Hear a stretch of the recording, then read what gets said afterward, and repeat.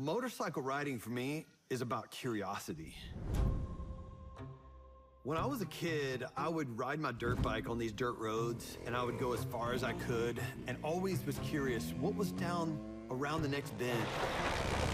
And that's what it continues to be.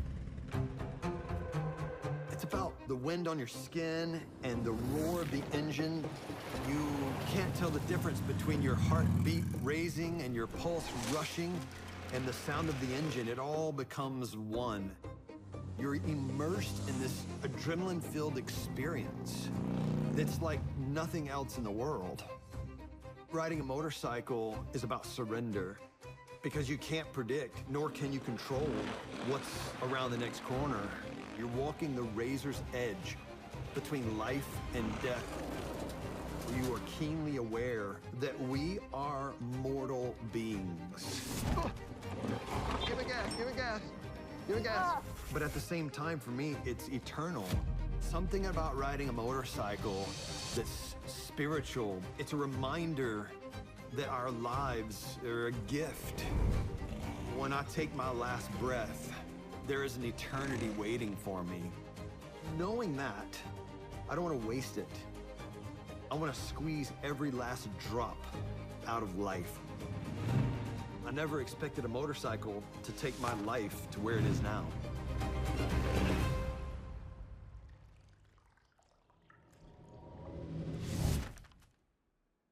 There's been moments in my life where I've been impacted.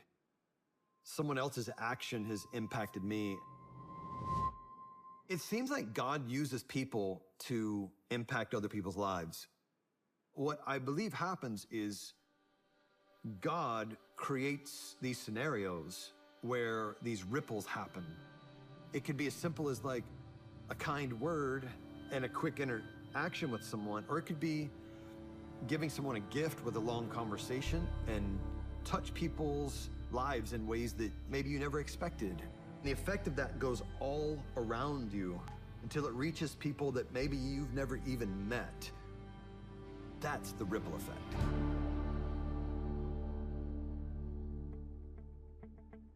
For 26 years, I did magic shows and toured all over America and a lot of places around the world. I ended up going to 8 countries per year. It was just unbelievable, an amazing experience. But I also love motorcycles. So I met Brock shortly after I moved here. Brock puts on these really awesome motorcycle rides, really high-level stuff, and with some awesome people. I met Brock through the riding community. No matter where you go, everybody knows Brock. A lot of people that meet him, they'll be like, there's no way he's done all these things. But I'm like, no, Brock's legit. Brock's the real deal. People love Brock because Brock loves people. Are you ready to experience adventure? 2 years ago, I had an idea. The idea was to ride 50 states in 50 days. Didn't know if it was possible. I think we're in his van going somewhere, and he goes, hey, I've been thinking about this thing, you know, riding my bike 50 states in 50 days. What? You know, come again? I've heard people do like cannonball runs, but a cannonball run is only 3 or 4 days. I don't think I've ever seen anyone do 50 states in 50 days. People don't understand it. That's a huge undertaking. Man, that's even too much for me. I would have broken down. Mentally, physically, all of it. What did you think when I told you I wanted to ride 50 states in 50 days? What were your thoughts? I remember I loved it from the start. We can do this. We can figure it out. Brock came up with the route. Then I had to come back and like find the little towns that you would go through, see how many miles he wanted to do each day. The only plans that I made was where he was gonna lay his head at night, because the rest I knew we were gonna have to just go with it. 6 months before I left, I didn't have a bike. I didn't have all of the stuff put together. I didn't have the money. I didn't have anything put together yet. But in the final few months, things started to come together. thing looks so good. But we're gonna change it. I don't know exactly like what we're gonna do, but we're gonna work on some new parts. We're gonna change it up in a few things aesthetically. The first thing we discussed was what bike you're gonna ride. The Triumph Scrambler was definitely not on my list. That's not your typical long haul 50 states in 50 days kind of bike. I thought it turned out to be a winner. The fact that he did it on that motorcycle, it kind of makes it significantly more impressive. I got my main engineer, Tim. There's so much to do to get the bike ready. We swapped out the suspension, the tires, the chain, the sprockets. What does it say? 50 and 50. Dude, that's so awesome. Oh, yeah, the seat, which was huge. Here's a surprise. A gorgeous custom motorcycle seat. It's actually custom tuned to my height, weight, ride style. I got some gear and I got some sponsors and I got people that kind of started coming alongside because they were interested in the idea. It got down to the final few days and it was all hands on deck. I was so excited to be able to help where I could. We're not all called to do the same thing, you know? But when I see God moving, that's my cue to jump in and do what I can where I'm at. I had a little like pebble to throw in and everybody else was, you know, doing their things. We didn't realize, you know, the things we're doing here are affecting people way down the road. You wanna see the bike? Look at this, man. The bike looks like it's supposed to look. How can you prepare for a journey quite like this? I knew that I was gonna have to ride 13,000 miles through heat and humidity, over mountain passes with snow and hail and freezing cold temperatures. And I'm thinking, I don't have enough to actually know that everything that I encounter is gonna be handled. But I knew God wanted me to do it. I said, send it. No turning back.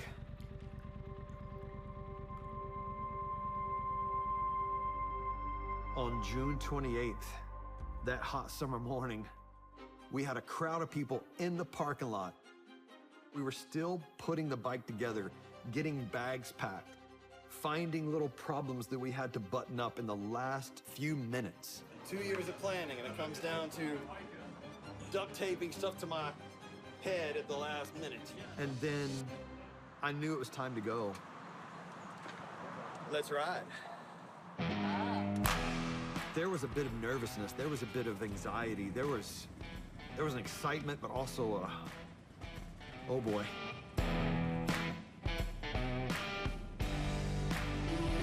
When I threw the leg over the bike and left that parking lot, it became very, very real. It's not just a stunt. You know, a lot of people will do these things to get some notoriety, get some views on their channel. Once I found out why, I was like, man, I'm in.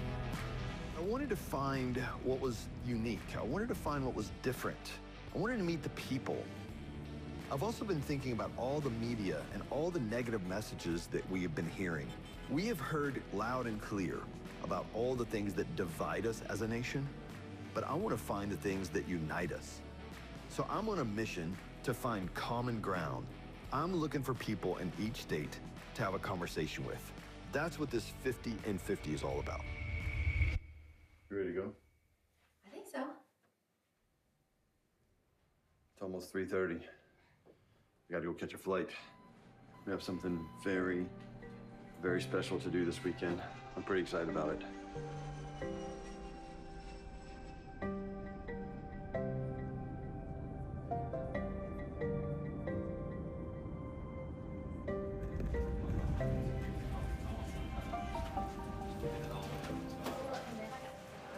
Are you guys ready to get started?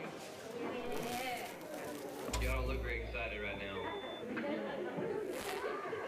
Now she's smiling.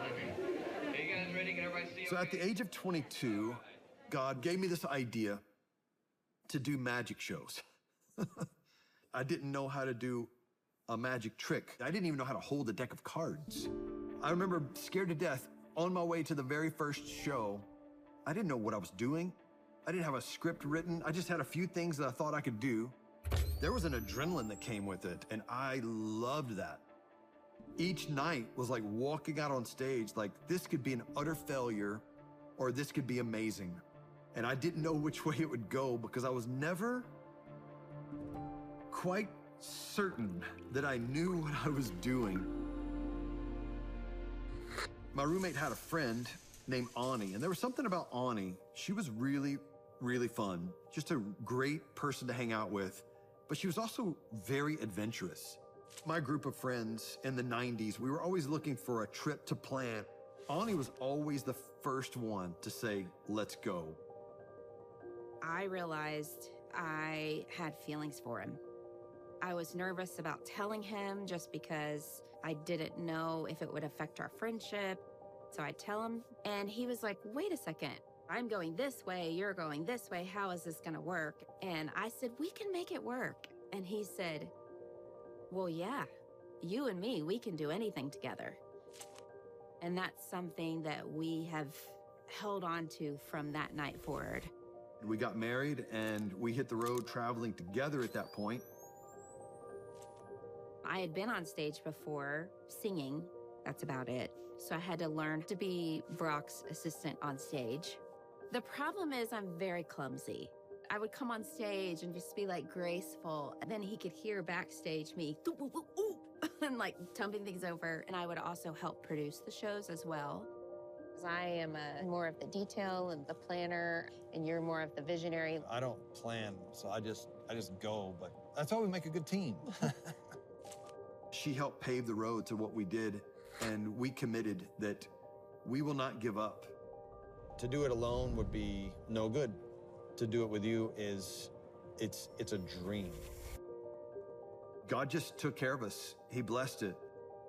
And we ended up going and traveling all over the world for 26 years, doing nothing but magic shows.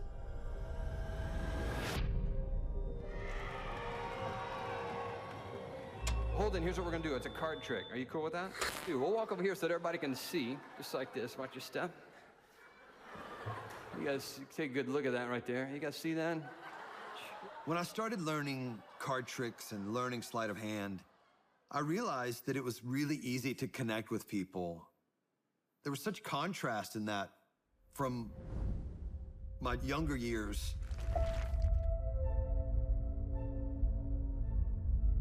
When I was really young, I would look out the back window of my parents' car anytime I heard a motorcycle come by, and I would just kind of watch in awe. And I just always seemed to love motorcycles. Of course, when you're 6, 7, 8 years old, the closest thing to that in the neighborhood is a bicycle. So I was always, on my bicycle and building ramps and trying to do stunts and trying to figure out how far I could ride with my eyes closed. But I was always just infatuated with anything 2 wheels. But when I first saw a motocross bike, I think I was 10 years old. I'll never forget it. It was on a Honda CR250. There was this sense of excitement and adrenaline that started pumping. As I watched this guy come by, it was just, someday, that's gonna be me. It seemed far-fetched to even say that, but I needed to dream because at that part of my life, things were getting just so dark.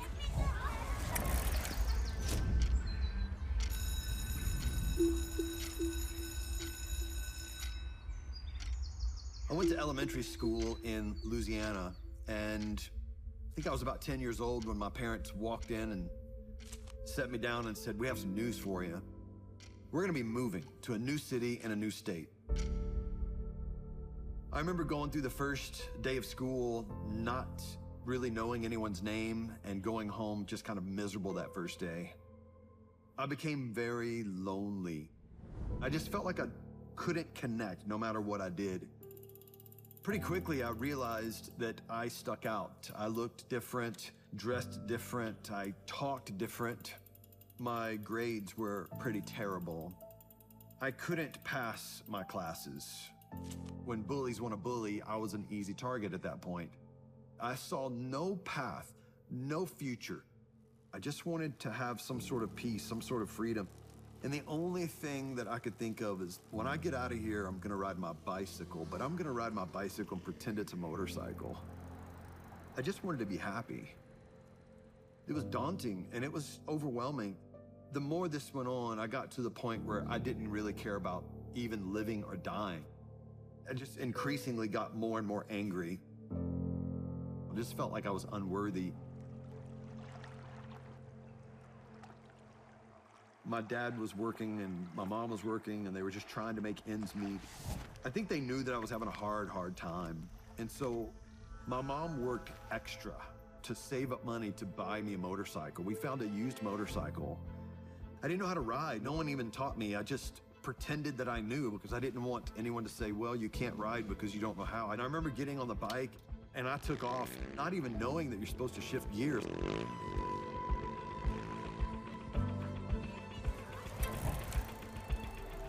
Something came alive. My heart just started beating. I had my very own dirt bike.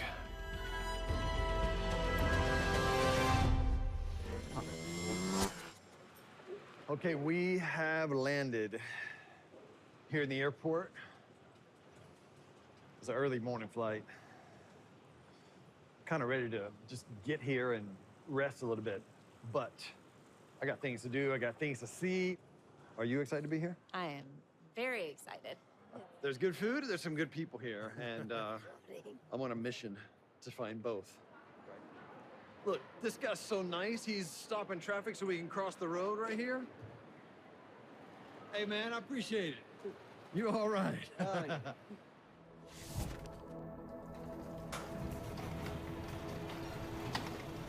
There's something special about the motorcycle community. My greatest memories are riding motorcycles with my buds. These guys have been there for me in so many ways. Usually it's because I don't know how to work on my own bike very much. I run out of talent pretty quick, fixing it till it's worse.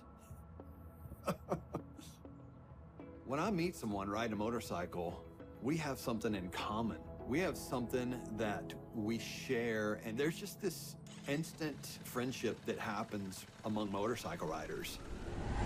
All right, well, I got 2 words. Let's ride. Let's ride. Let's ride. I've got this live tracker going, and I put it out to everyone. If you want to follow me or hop on, just find me as I'm coming through your state. I hear motorcycles riding up. Let's go see who's here. Good morning. What's happening? Looks like we got another rider. What in the world do we have here? You gotta be kidding me. That's why I love the motorcycle community. You know, there's been so many times where I've been broken down on the side of the road, and within 10, 15 minutes, someone pulled over. It died. I'm so glad that Dave was there to help me because we immediately smelled the gas in his bike and my bike, and mine smelled different than his. Ouch. I don't know how I'm gonna pick this bike up. What's up, man? I'm okay. Yeah. Okay. You guys, thank you. I'm trying to get to Bellingham, Washington tonight. Yeah, tonight, that's a big ask. But this is a more direct route because you see, this will take you right to Chilliwack, which you're gonna. I got great advice from a real motorcycle rider that just saved me so much time and headache. I wouldn't be here doing what I'm doing without this great community that I have. Every time we pull over, Mark hands me a bottle of water. Where are you getting these waters from? I have a cooler that mounts onto the back of my bike. Seeing America on a motorcycle is different than seeing it in a car. Okay, ready? We got a bird in the air.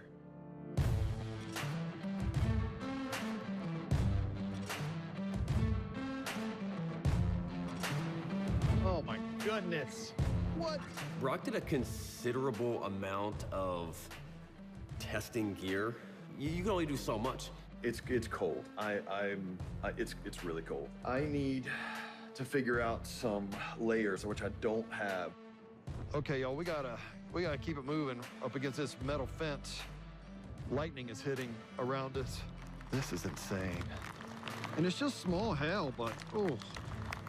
See him bouncing off my glove here.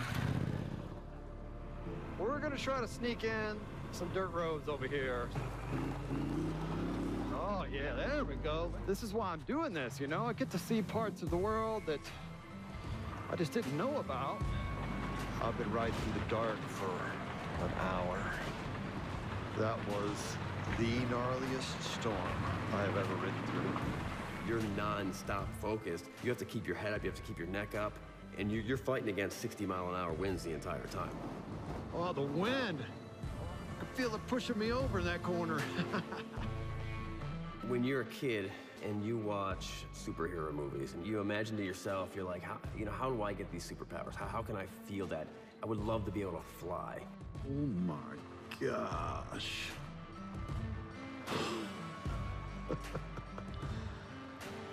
Wow. Riding a motorcycle is the closest thing you'll ever get to that type of superpower.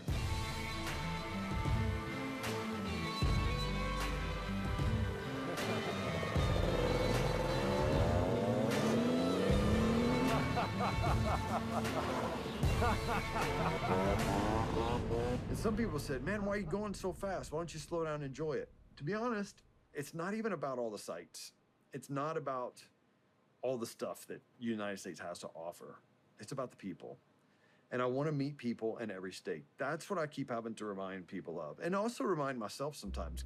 Anywhere he goes, when we go on rides with him, he's the guy who stops the top. What in the world you got there, bud? What, you know, 50 states in 50 days? That's it. Okay. Seriously? Yeah. Good deal. That's what he's kind of called to do. And I was going to see if you had a wrench, because I was going to take those highway pegs off that bike right there.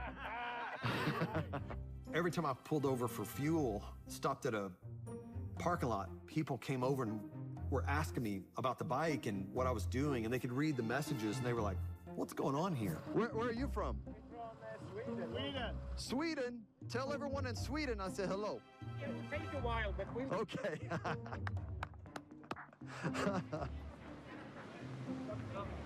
beautiful scrambler you got there. That's an awesome scrambler. Hello. Hello. What is your name? Stephanie. These are my friends from China that just walked up to say hello and take pictures, so let's wave. Oh, hello. Thank you. You subscribe, dude. People are fascinated about travel on a motorcycle. Even in the early years of performing, I started to create magic routines around motorcycles. One of them was the thing that I kind of became known for. Go ahead and take that bag and put it on my head, okay? Yeah, just go ahead and tape me up. Be careful, that's my hair. We call this the blind ride.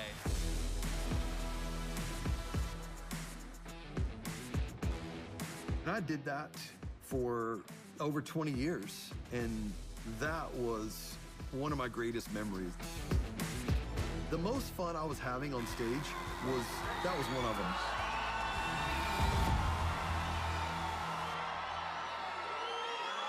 Yeah!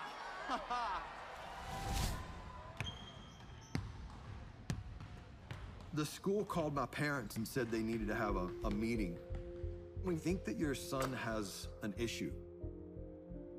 I was already somewhat angry, but in high school, my temper was just always on the edge. So I got pretty comfortable, ready to fight. I go to the basketball gym because I loved playing basketball. I feel somebody hit me from behind. When I turned around, I just went for it. I started swinging punches at the biggest dude in our school. The entire school was in the gym watching it. That was the day it started to change for me. But it wasn't the change that I needed. In fact, it just led to new problems. The crazier I was, the more people talked about me. And I started doing dangerous things. Sneak into buildings or break into houses, or we would ride in the middle of the night into downtown and ripping around through the woods and running from police officers, and I would fight people both in the classroom and outside the classroom. the things that I hated, that was part of what I was becoming. That next summer, I went to youth camp. And that's when something big happened. I had a great family. My parents went to church, they took me to church. But what I noticed is that there were some other people from other cities, other places that were there. They were very different than me, and there was something that was very attractive. They had this zeal. They had this enthusiasm, this joy that I had never seen before. I certainly didn't have it. And they were living for Jesus. Like, they had this real faith. I was pretty sick of my own life, like living that sinful, kind of worldly, selfish life. I was sick of it. And I wanted something different. I didn't even know that this is what I was doing in the moment. But at 15 years old, I surrendered my life to follow Jesus. I just basically came to a place where I said, I give up. I don't want to live for myself. I want to live for God. I didn't even know what that meant or what that was called. I certainly didn't know that was going to be such a pivotal time in my life. My outlook changed. My heart was clearly changing. My behavior, my thoughts, my interests. I didn't hate people. It started to become like I was loving people. I had a compassion for others, maybe for the first time in a long time, or maybe ever. Thank you for coming. Today I'm gonna do a little sightseeing. Anybody wants to go with me, you can. It'll take us about 50 days to see it. We have one thing that we must do before we go, and that is, I have an envelope. As I was preparing to ride 50 states in 50 days, I decided I really wanted to make an impact, and so I invited other people to be a part of this thing. Someone gave me this envelope. We decided that if anyone put money in the envelope, we would double it. So by the end of the trip, I would have enough money to make a big impact in someone's life, someone that we didn't even know yet. This envelope is about generosity, it's about community, it's about unity. I'm putting the $50 in here. Okay. And then we're gonna double it, okay? So there you go. I don't want that. I want you to take it. You just told me you have 3 kids and you're working here hard. You just had maternity leave. I want to bless you with this, okay? Thank you. It gives people the opportunity to give those who can't travel around the world, those who can't ride across America, to be a part of a story. Are you serious right now? I'm serious. Are you serious? I'm serious. Because you don't so many people have been a part of it. It's all about one thing. Love your neighbor.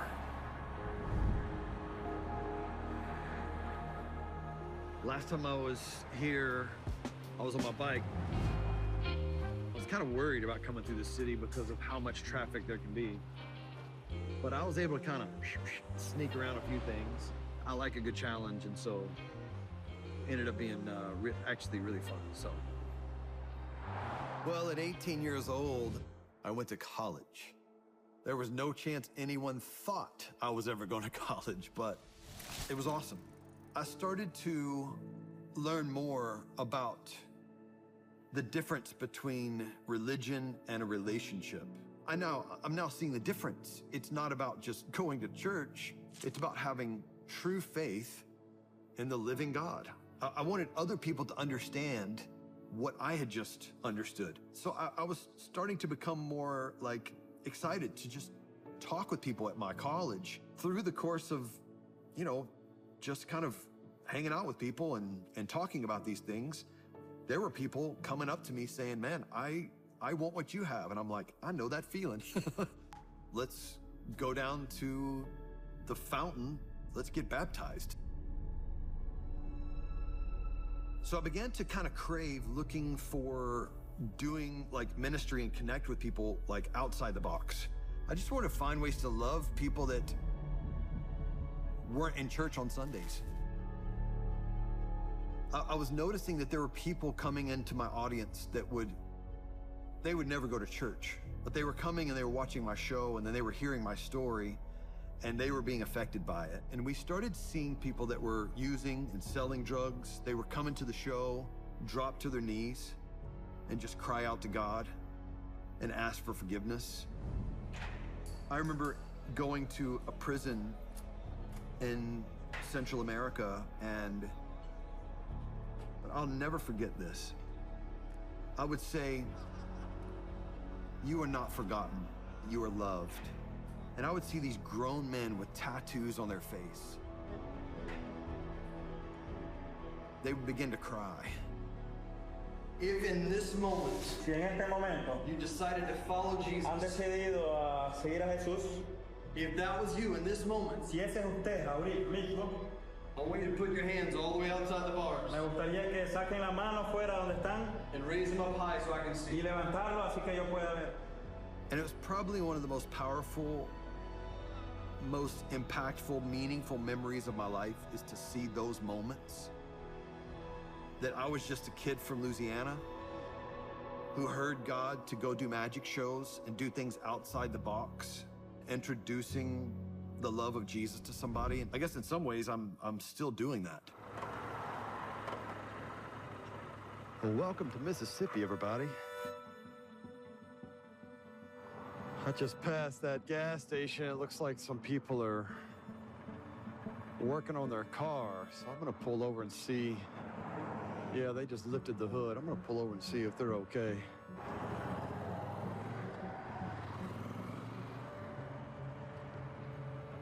Hey, y'all okay? I don't know. My car stopped and it started smoking. I don't know what's wrong with it. It stopped to start smoking. It smells like it's overheated. I can smell the radiator fluid, you know? Radiator fluid? Yeah. That's easy to fix. Well, I got to go to the store and get one or something. I want to give you something over here, okay? Okay. Okay, this is what I have for you. Okay. I've got this right here. It says Mississippi. Okay. Oh, wow. Ain't no way. And wanted to give it to someone in Mississippi. Thank you. But there's more. Okay. We took care of your towing bill, so that's taken care of. Okay. And then... Thank you so much. Yeah, I went to a bunch of other states so far and gave people these envelopes. Okay. And some people said, you know what? We want to give some money towards this. Okay. And if you find somebody that's in real need, you know, it's time to help them out. There was a kind of a motion that happened way back then that's kind of catching up to us today. Okay. And it was all to help you today. And I appreciate everything, and I'm grateful, and I'm blessed, and I thank y'all, and continue to help, because we need that more in this world today. I got something else to give to you. Okay. Just to help you out a little bit more. There's something I want you to put in your pocket, okay? No, you don't. I want you to take it. I want you to take it. And I want you to, you know, have some fun, feed your kids. Don't do that. Have a party or something, okay? Take your kids to lunch tomorrow or something like that. No. God's done so much more. Mister, and let me tell you something. Grace is when you get a gift that someone else has already paid for. You can't earn it. It's a gift. And that's what this is. Someone else, not me, someone else has already paid for this gift. All you have to do is receive it. Okay? I appreciate that. That's it. Come here. Give me a hug. I told you you're not alone, okay? Thank you. Let me know how it goes, okay? Yeah. Just felt like I was supposed to pull over and help these people. Single mom, just moved here from New Orleans, lives here in Mississippi, and that was a family that was really struggling. I didn't put it on camera, but she was crying before. She was scared. She was like, I'm just a girl. I don't know what to do. She was like, just let me just drive it home. I was like, it's too hot. You're gonna burn the engine up. She was like, I just wanna go home. Hopefully that she doesn't feel so alone. I kept telling her, I said, you're not alone. I'm here to help you. You're not alone. Hey, how's it going? Got it fixed and no leaks nowhere. You got it fixed already, huh? Yeah. Wow, okay. I told you I don't play around. Man. I haven't even unpacked yet, and they've already taken care of her. They found that a hose and a fitting was broken. They happen to have the part with them at the tow yard. And somebody was like, I can fix it. And they fixed it. And I just paid for it. And they're done. They're back on the road. You guys helped make this happen. This just changed this lady's day. May have like made a significant impact on her life. This is really, really cool, man. This is really cool. That's the ripple effect. I love finding people, strangers, and getting to know them. And the way I like to do that is sitting at a table, because at the table, we're all the same. No matter what you look like, no matter how much money you make, no matter what your background is. I met a lot of people as I was traveling around. There was one person that really stuck out, and we decided to get on the phone and say, hey, we want to hang out, we want to meet you, we want to sit at the table and have dinner. Are you in? I've been going to New York City for over 25 years. Sometimes people have these assumptions of what New Yorkers are. I have found that hearing their story, you realize how human people are. Here we are, New York City. This is an iconic place, isn't it? It is. This is a city that I was worried about when I was coming through here on my 50 days. There were some things that I was hoping I didn't get mixed up in, like nasty traffic, and I didn't want to waste money parking. I had to deal with both of those things.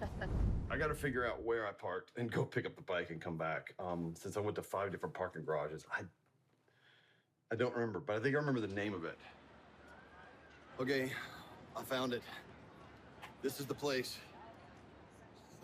Okay, we pay with this? Yeah, I need a ticket.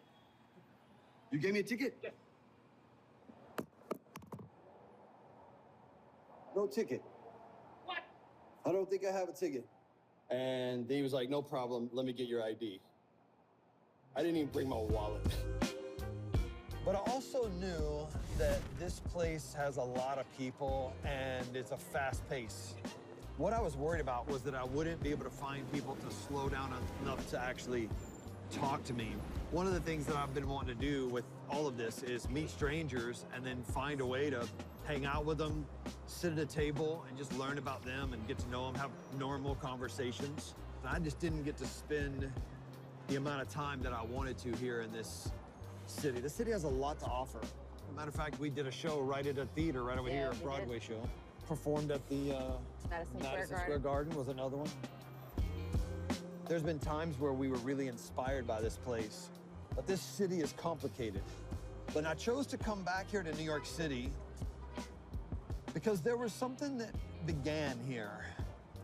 This is in so many ways like the crossroads of the West. In so many ways, it's the melting pot that has the eyes of the world looking at it. And there was a ripple effect that happened here in this city that went beyond what I expected. In a city this big with all the people and everything that's going on, you wouldn't think that you could make a ripple in a city like this. Millions of people live here, work here. There's no shortage of strangers. I didn't really know what I was gonna get myself into or the conversations I was gonna have. But one thing I knew is that I wanted to impact someone's life. I'd hoped and prayed that I would meet someone at the right spot at the right time.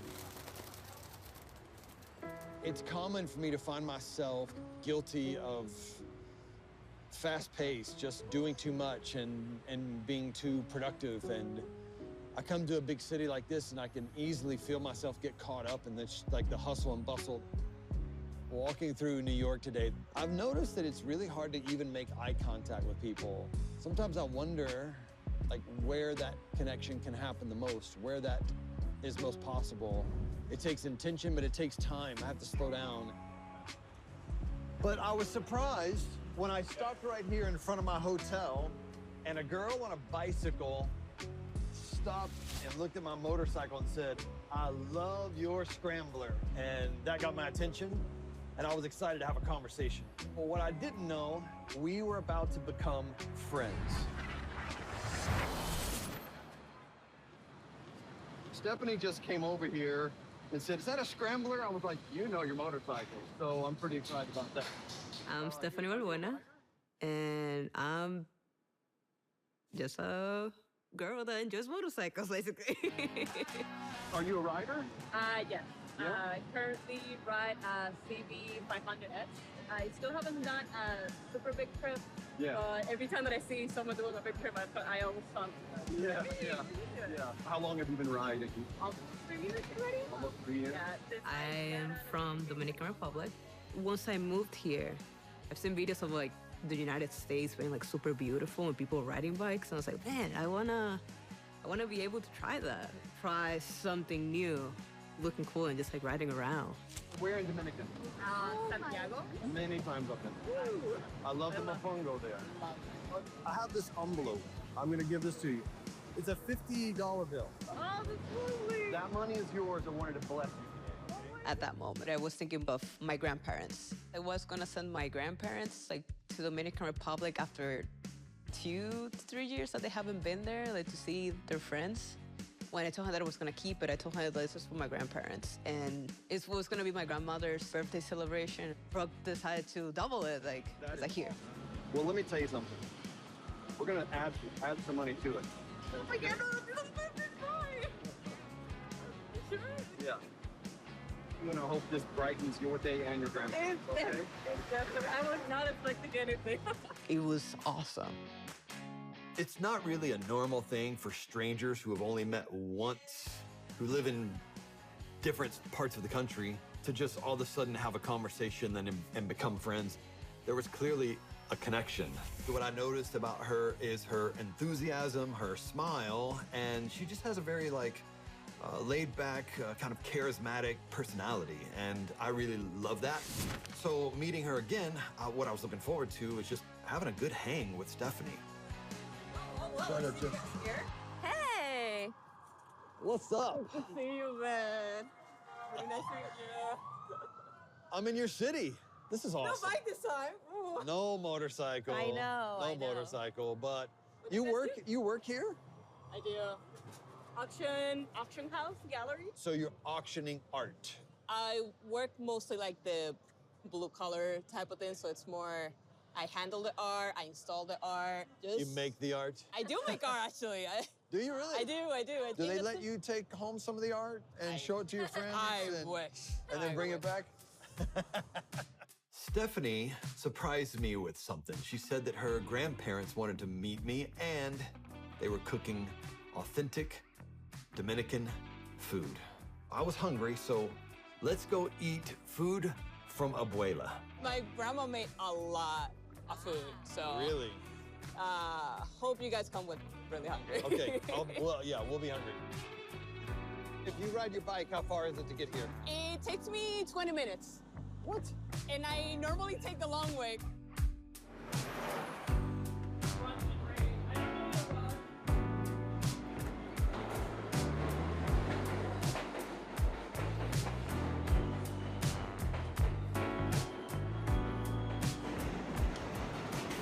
This is your commute. This is where you go. Yeah. So we're gonna get to meet your grandparents. Yes. I'm excited about that. I was excited too. How long have they lived here in the U.S.? They have lived here since 2001. Okay. Wow. Yeah, Long it's been time. a long time. My grandfather, my grandma, and my mom, they all moved here at the same time. Okay. So I was kind of the only one that stayed behind. Okay. Everybody was moving away just to look for a better life, at least like for us.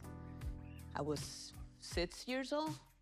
I was still a little bit confused, like, where is everybody going? I didn't know where is everybody going. It's like 7 years that I had to wait to move back here with everybody. And during those 7 years, I lived with I'll say 7 different families. My grandma and my grandfather were working super, super hard, trying to find anything that they could. My grandma used to work at a little factory, really hard worker. She never stops. My grandfather, he used to work 2 jobs. Used to be a really well-recognized math teacher, and it was daytime during taking class, and then at nighttime just working at a restaurant. Big sacrifices there, just to be able to make a living, I guess. I live with my grandparents, so I kind of like the caretaker. My grandfather's like has dementia. Like you're gonna notice that he's like really like kind of like half-ish. I don't know how he is today, but he didn't sleep much, and just with times I kind of like took a toll on him. And I really don't talk much about it because it's like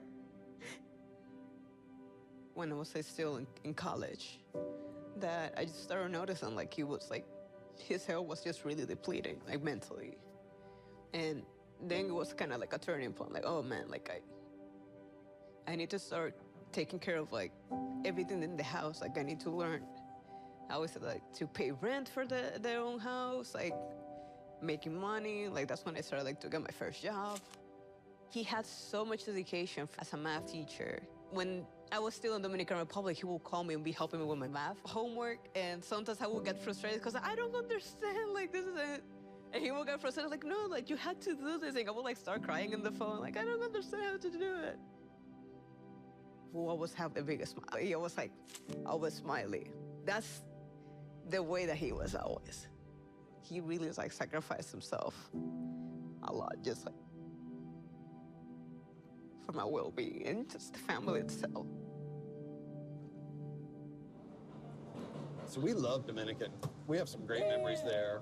The people in Dominican, you know this, but the people are so hospitable and just so friendly and nice. That's something that I definitely miss, like from the Dominican Republic. Because here is like a little bit, you get a little bit of that, but not as much.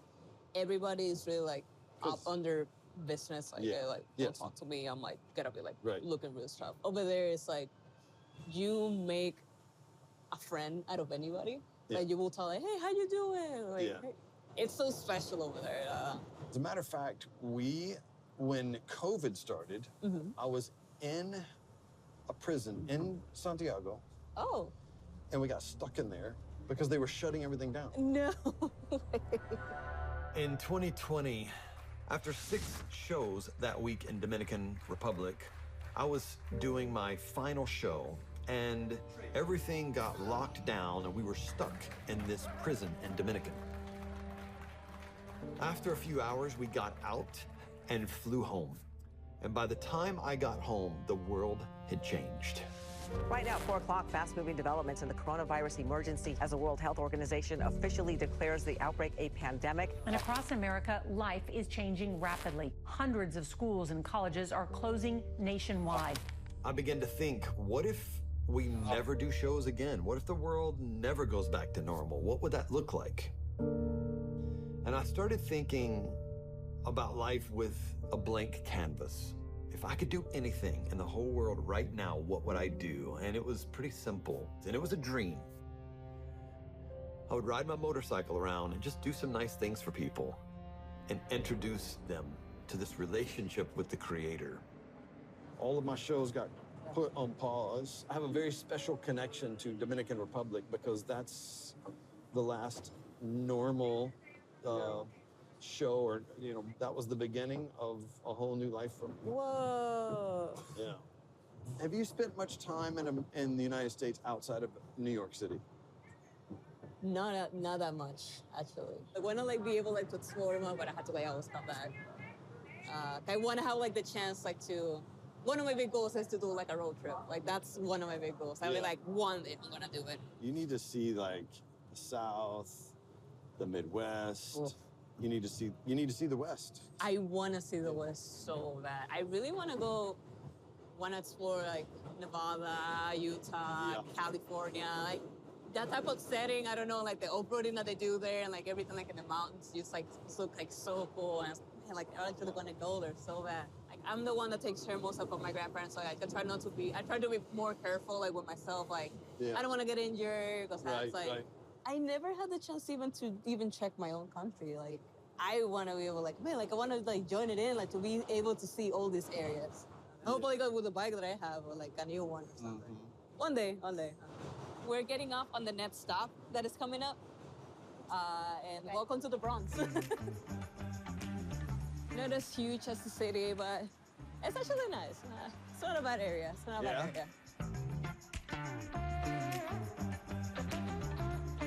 You can kind of see from here that you can see my bike's parked Right. It's kind of covered up. You could see that it has like one lock, another lock down here, and it has like a super thick chain. And I think Oh, there you go. Yeah. And what tire? Is that the TKC 80s? No, Mitas. Mitas EO7. EO7. Yeah. That car. Those tires. There you go. You got some dirt on it. That's great. Yeah, I haven't washed it yet. Nobody in my family has ever like owned like a vehicle, aside from like my cousins. Like no one in your family's ever owned a vehicle. they grew up without owning a car. No way. Yeah. But you were riding motorcycles in Not at all. No way. I started here. You started here in Yeah. the city. Yeah. And I know the Crazy. over there it's all about motorcycles. Like, as everybody just goes around with motorcycles and such. But Santiago. I mean, no, even in the country entirely. Everybody just gets around with motorcycle. Yeah. My family was always like scared Yeah. of motorcycles. Yeah. Well, the driving is pretty crazy. It is really crazy. It is another level. Yeah. Dígame, muy buena. Sí, sí, ahí mismo. Te estoy fregando,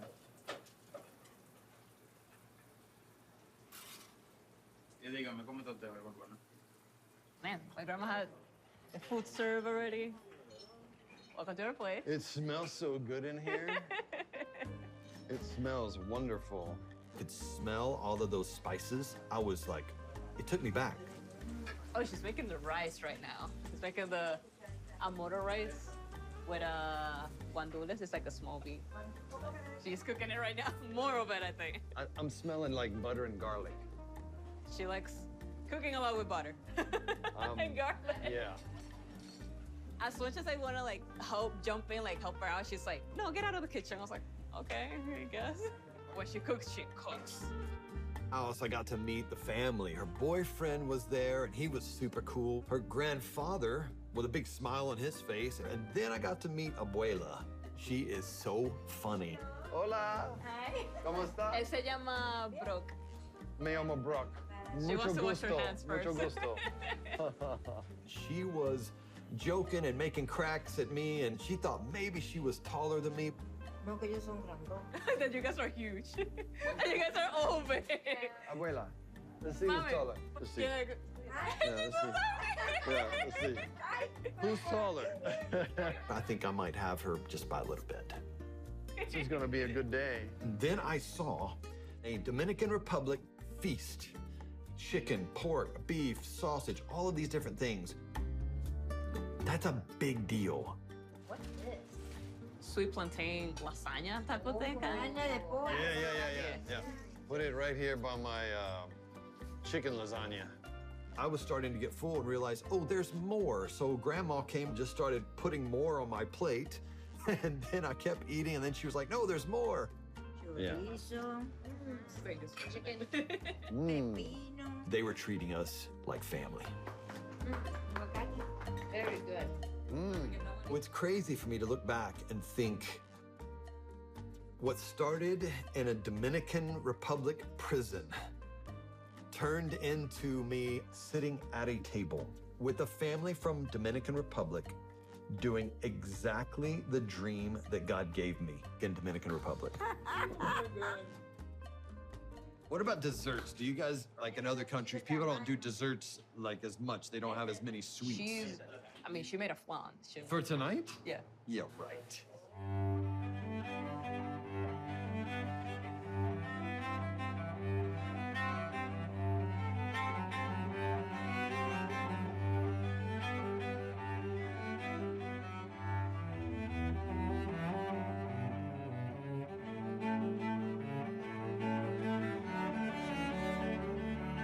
My flan is so delicious.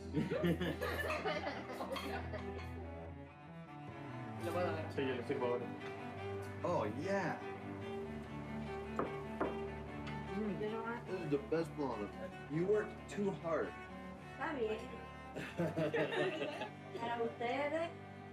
Tell you what I was doing when we met? Andando por todos los estados en moto. ¿En moto? Todos los estados. En todos los 50 estados en moto. Ay, ay. Well, what we wanted is to bless someone that I'd never met. And so we gave Stephanie an envelope with a little bit of money inside. And then she said, I'm going to give this to my grandparents. Yo celebro mi cumpleaños para allá. Oh, did you enjoy your time in Dominican Republic? Sí, muy bien. Mucha música, mucho baile. She loves dance. She loves dancing. At the table, it doesn't matter your background, you know, the color of your skin or how much money you make. At the table, we are all the same. We connected with that family, even though we didn't speak the same language. We just connected. I tell you, just sitting around eating food, telling jokes and sharing stories. We just had such a great sense of community right there at the table. You, I think, are inspiring me and will inspire others with your hospitality. You didn't know me before I came here, but you showed love by all of how you cooked for us and celebrated and had so much fun tonight.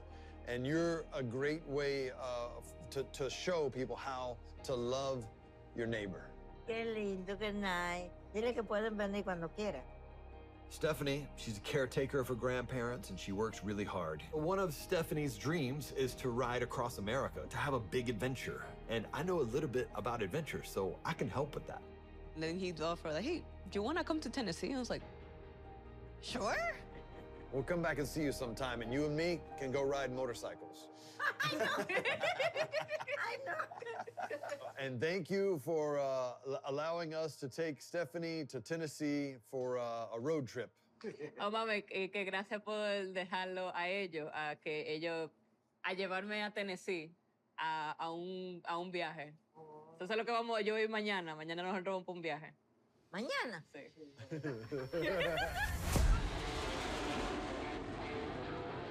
How was your flight?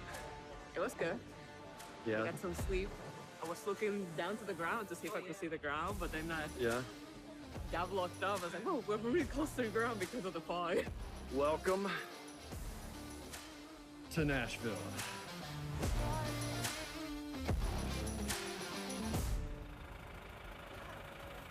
Now, where did I park?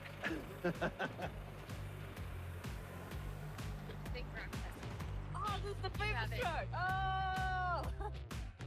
So early the next morning, we went to the airport and we invited Stephanie and Pedro to go with us. Stephanie has no idea, but we have some fun planned.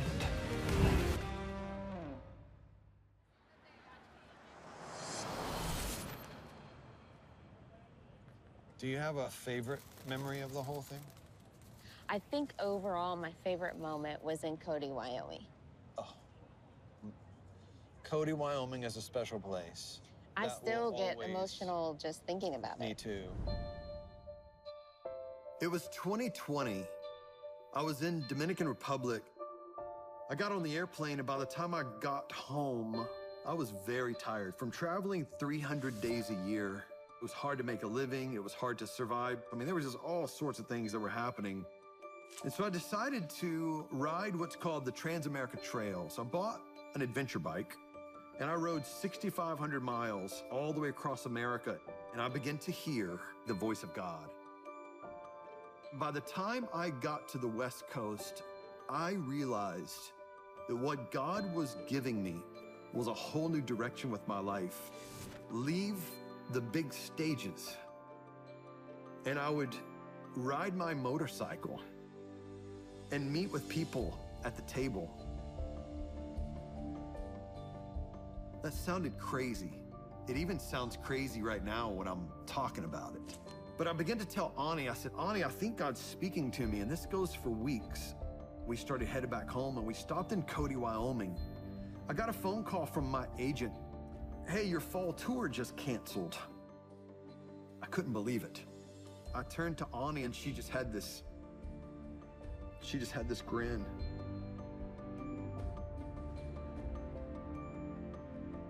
And she said, I guess we're supposed to keep riding. She said, but you're gonna need some new riding gear. And then my phone buzzed. And I picked up my phone, and it's my friend Nathan, and he says, hey, do you need any riding gear? He said, what size are you and what brand do you like? And I told him, and he goes, I have that in a box right here. Do you want it? And I just couldn't believe it. It was just like, what just happened? And I ride into town, into Cody, Wyoming, to have lunch. And on my way there, I decided to hit some dirt roads, and I pull over to take a picture, and another motorcycle pulls up next to me. And with helmets on, after about 2 minutes of talking, he goes, hey, have you had lunch? I go, nah. He goes, why don't you come to my house to eat lunch? And I'm talking to God going, God, what are you doing? I'm following some random guy to his house for lunch. And God says, that's how I did it. If you read in the scripture, you see Jesus always going or coming from the table. He was eating with people that others, they're sinners, and a lot of people wouldn't even hang out with him. In that moment, he showed me exactly what I was going to be doing. For a minute, I thought that I could do both, but I knew that I just had to commit. That's when Moto Mission was born. Fast forward a few years later, I find myself back in Cody, Wyoming.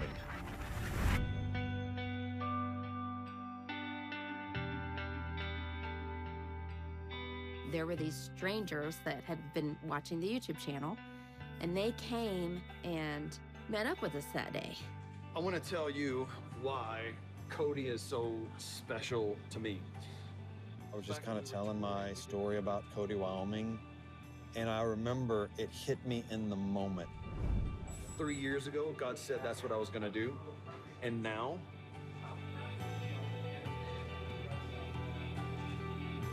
I'm sitting at a table with 3 strangers that are now friends. You know, what do you do with that?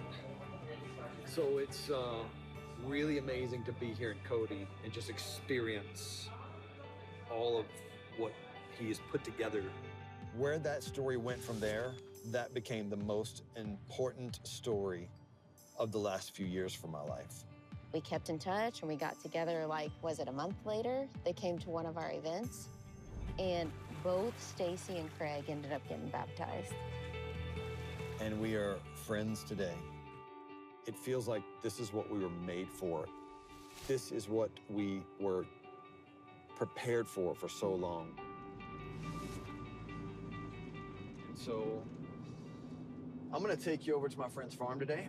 It's a very beautiful place. We've been working on it a lot lately to like build a motocross track, an adventure skills course, and some trails through the woods. Ooh, I'm excited for it. One of Stephanie's dreams is to ride across America. I have a lot of experience riding pretty big adventure challenges, and along the way, you experience a little bit of everything. And so I'm passionate about helping other people be comfortable in their skills and being able to attack an adventure with confidence. I wanted to give Stephanie that experience. I'm so excited.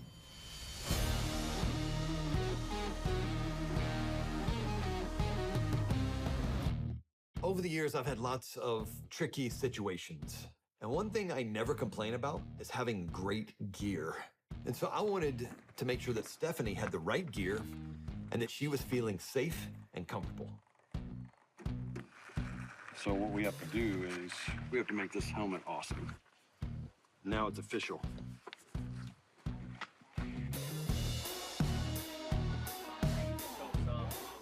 What's up? What's up? We have a helmet that you have to wear. Oh?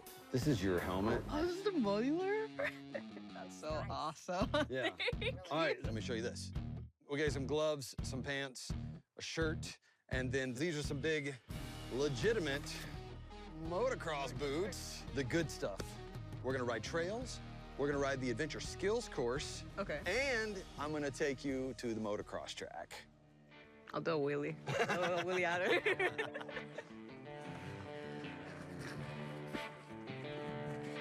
See you all in a minute. She's been going crazy about motorcycles for the past 4 years or so. We've been just watching videos. It's freeing at the same time. It bonds us together. She's just so happy right now. Everything feels good. Have you ever done any dirt track, motorbike stuff? Only twice. On a dirt bike specifically.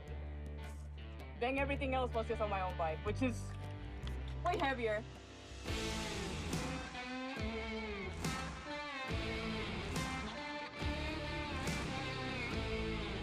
When I saw this girl from New York City throw a leg over that dirt bike, I was very impressed. The girl can ride.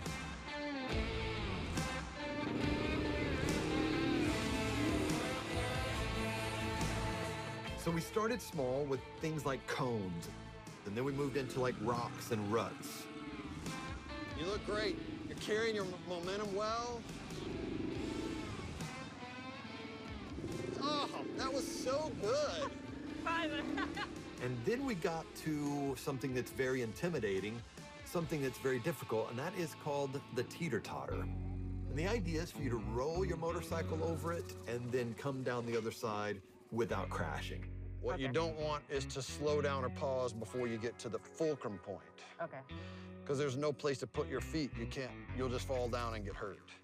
But it's very challenging because this tests you mentally. You have to just fully commit. You should be committed back there, okay? Yeah. Once you touch here, you've been long past committed and you're just gonna keep on going. Right about the time when you start to panic and go, it's not gonna work, that's when everything will work just like it's planned. It was definitely intimidating. It's like, keep going, but it doesn't make any sense. Yep, pick your line. Get rolling. There you go, perfect. Just keep going, keep going, keep going, keep going. Keep going, keep going, keep going, keep going. Oh, there we go. It makes sense now. I stopped and I was like, man, this is not coming down. After doing like a few more tries, it was like, okay, this is actually very fun. Just don't stop. Just go.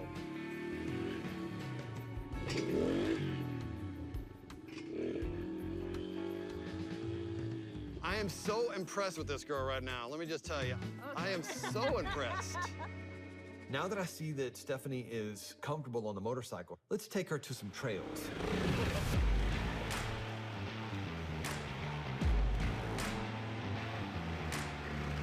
Every time I looked over my shoulder, she was right behind me. And it was really fun just to watch her kind of smile and kind of take it all in. And It's going pretty good. I don't get to practice like this that often, and I'm more like open terrain like this. Stephanie is always up for the challenge. I take her to some muddy, rutted spots. She goes for it. What? I was trying to keep her from getting muddy, but she was like, I don't think so. She's funny. I take her through the tight woods. She's ready. I take her to the hill climb, and she sends it. I could truly see that smile that just says nothing other than adventure. I actually want to learn how to do like little hops. Will I be able to jump? Let's find out.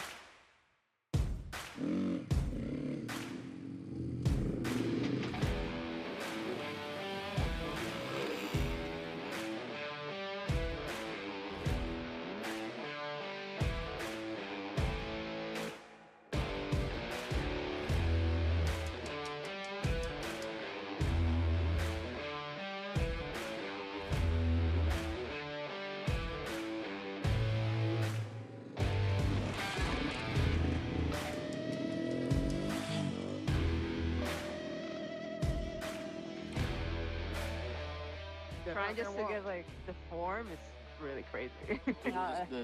the little slide? Yeah, like sliding and like being able to take the corners like a little bit faster. Because I get a little bit scared, especially on the hills. Like, oh man, I don't know what to do. Like one day. You'll get it eventually. That looks so cool. I've heard people say that riding a motorcycle is easy because the motor does all the work for you. But what people don't realize, it requires a lot of training. It requires a lot of physical strength and endurance, more than any other sport. After doing just one lap on a motocross track, you'll realize how demanding it is. That girl's crushing it. Y'all keep clapping so I can catch my breath. I'm very tired. I've been waking up at 5 every morning and then get everything packed and get everything ready. And then I hit the road and I ride. And sometimes it's 8 hours and sometimes it's nearly 12 hours like it was today. Usually missing dinner or lunch. I skip one or the other.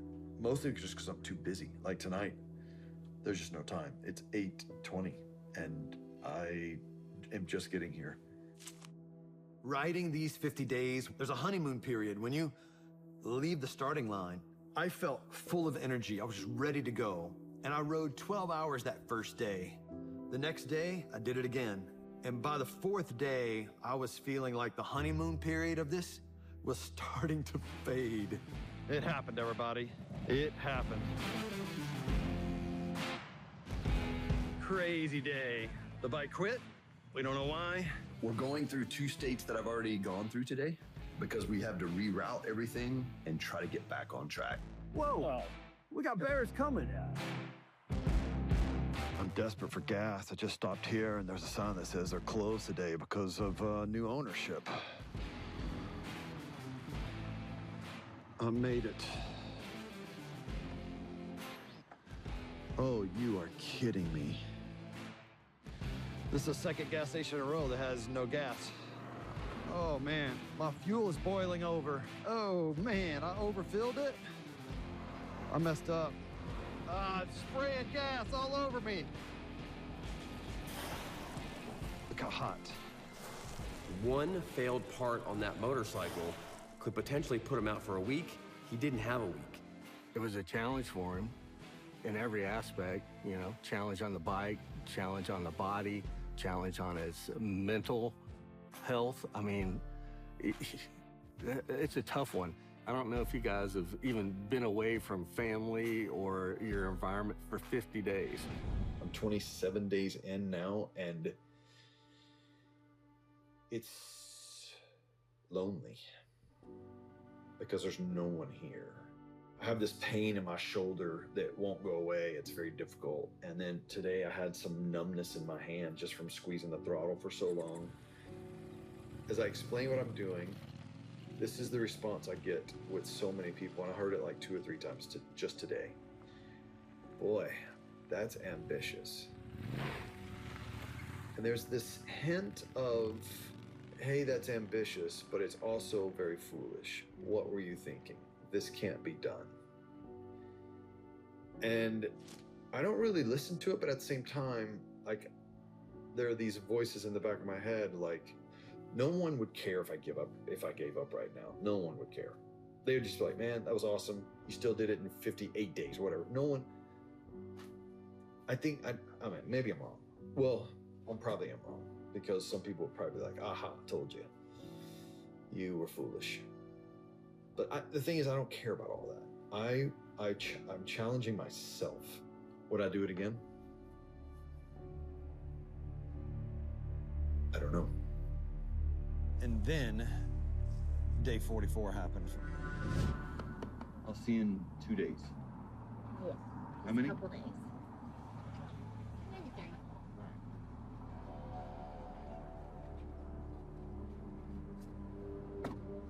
I could just hear it in your voice. I was literally like, should I just go with him? As I start out this morning, I am feeling kind of low. I think just the accumulation of all the miles and all the highs and the lows. Brock and I are a team. We usually spend every day together. I missed being with him. I was worried that he was just gonna like give up. Well, this just happened. Why did it happen? Because I wasn't paying attention. I grabbed too much front brake when I started to turn around. Hey. Hey. Do you need me to come? Do you need me to come to Amarillo? No, right now I need to try to pick up this motorcycle. 1, 2. Okay.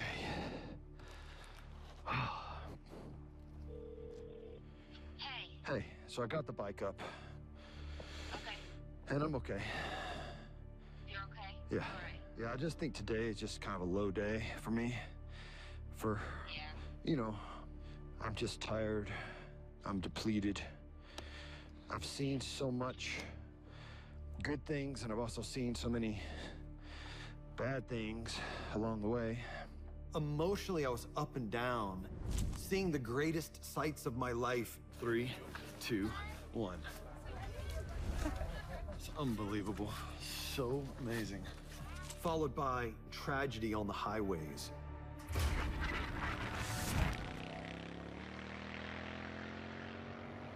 Everybody's stopped with emergency flashers on here. Oh man, this isn't good. I think there's a big crash. Oh no. Oh, this is bad. This is not good at all.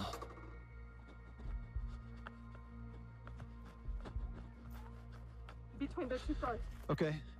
How we doing in here? How are we doing? I think I'm okay. Yeah? Okay. I don't know what I Seems okay. Yeah.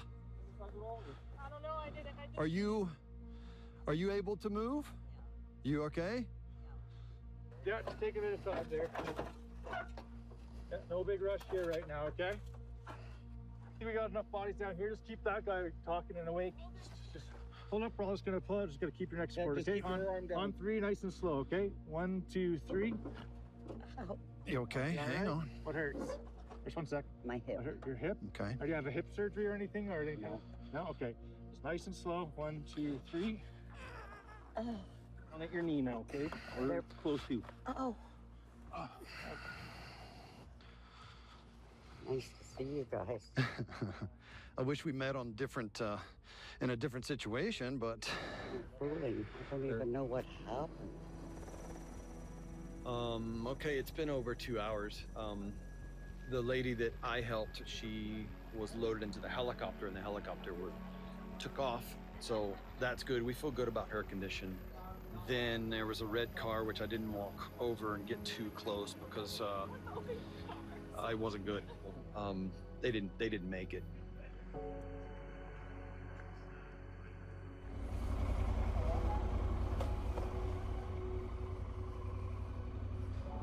It's hard to process when I see things like this. My day was going so well. It was like a high. And then suddenly it was the lowest of lows, and it's hard for me to understand sometimes. It's definitely hard for me to process. Emotionally, just being a part of someone else's story that happened to be the worst time of their life, I don't understand why things happen the way they do, and oftentimes in moments of tragedy, I just have more questions than I do answers.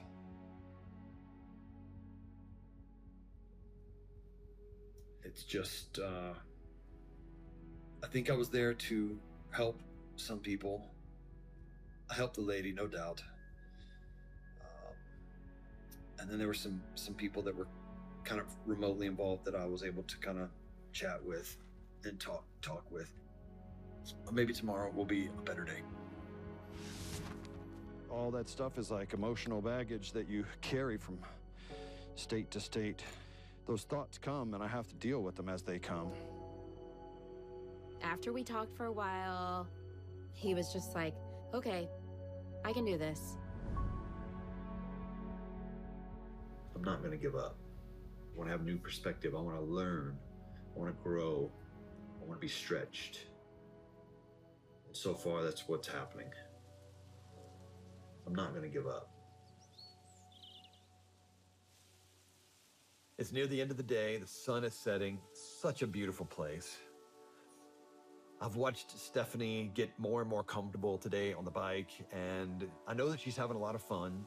It was just a dream to be able to ride all day out here. I see a big smile on your face. Yeah. I got a big smile on my face, which could only mean one thing. We had a great day on the bikes. What was your favorite part? Definitely the ramp thing. Oh, the teeter-totter. The teeter-totter. and doing the jumps. You did a great job. Thank you. Yeah. I'm really thankful to be here. Yeah. When I met you and then I heard that you were going like around America, and I was like, man, I actually want to do this so bad. I just be able to go out there. It's definitely like intimidating, but I'm trying to learn as many skills as I can, like just to be able to tackle anything. And like things like this help a lot, like give me more confidence. Maybe I will be able to inspire other people, especially like other girls that they will be joining too. Well, I wanted you to learn just a few more things and just be a few more steps ready for you to take a ride across America. Thank you. Now let's go have some food. Let's ride. All righty. God, thank you for this food. Thank you for such a wonderful day. Good flights, everything. Fun on the tracks. Pray for a good, fun hang tonight here at this table. In Jesus' name, amen. You know, just 24 hours ago, I was sitting at Stephanie's table in New York City, and now she's at my table here in Tennessee, just hanging out, having dinner with each other.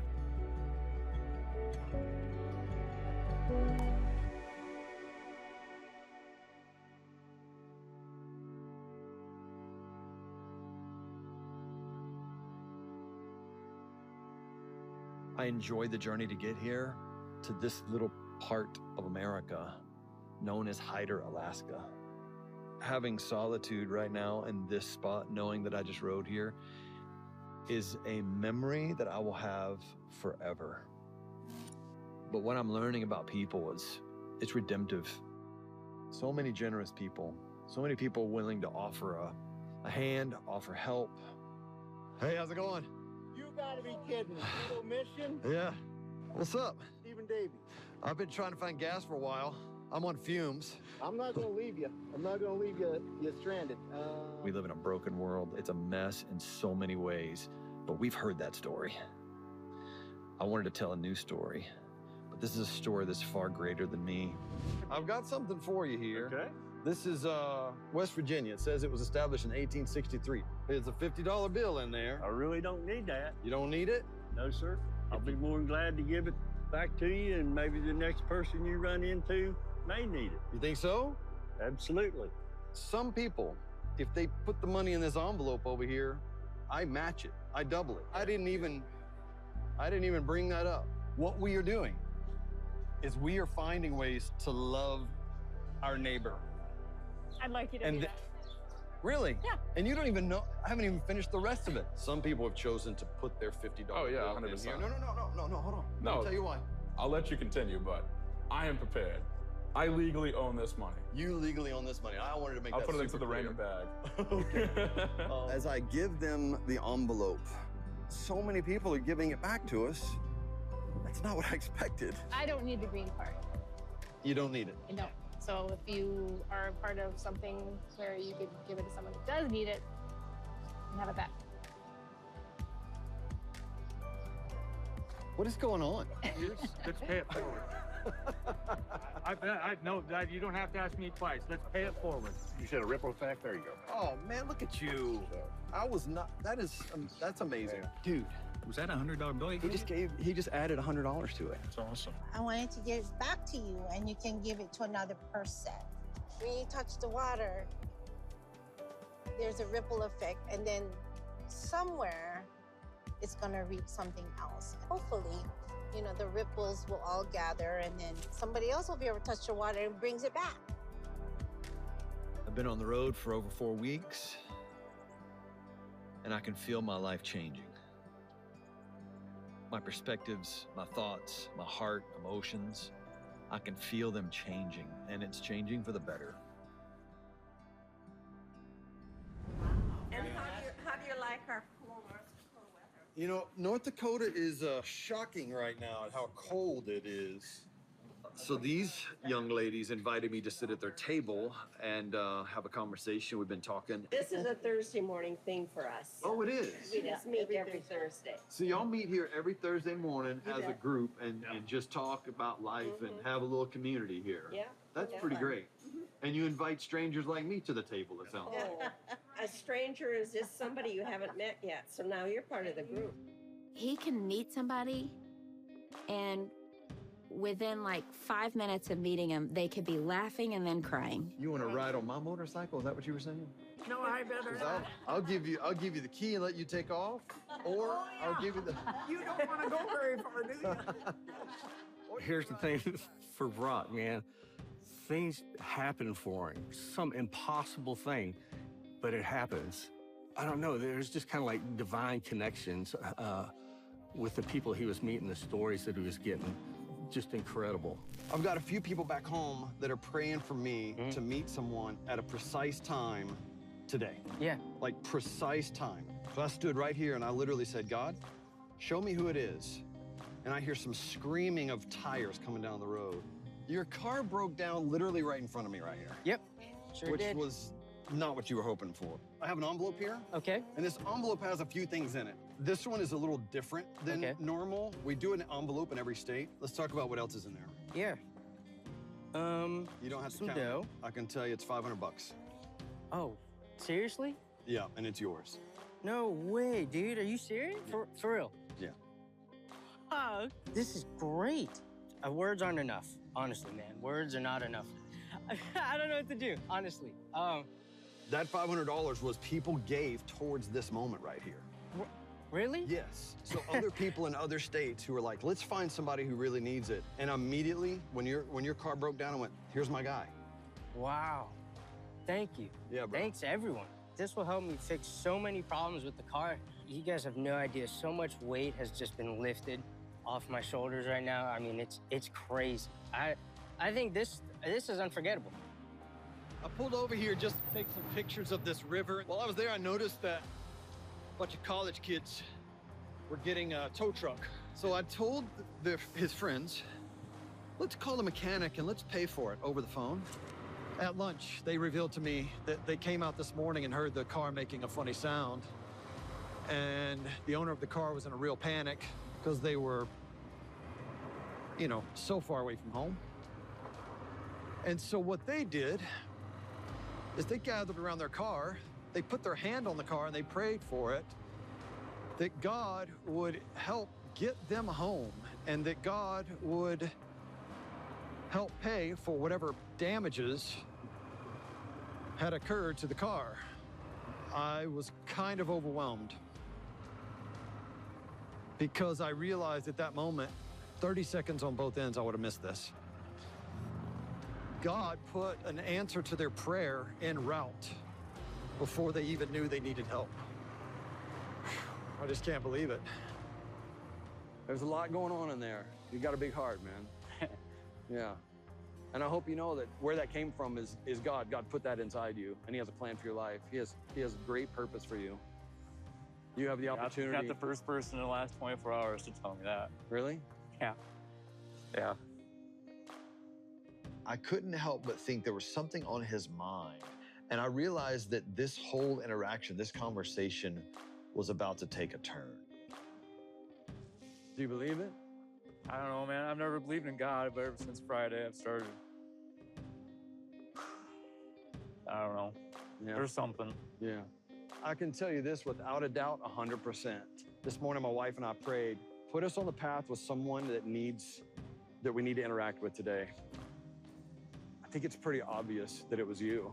I've given this envelope away to about 30-something people now and had lots of conversations and interactions with people. And I want you to know that there is a God who loves you just like you are. S5, you real quick? Yes, sir. So the last 3 days I've asked, and it goes back to me saying that, you know, I never really believed in God that much. The last 3 days I've asked God for a sign. Just some kind of sign. And here you are. He does that, you know? You know why? Because he cares for us.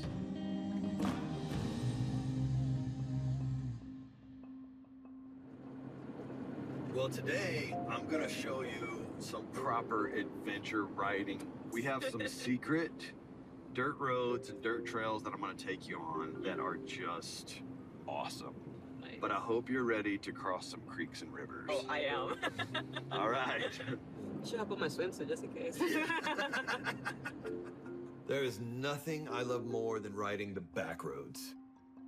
In the fall, the back roads in Tennessee are unbelievable. It's one of my favorite things to do in the world.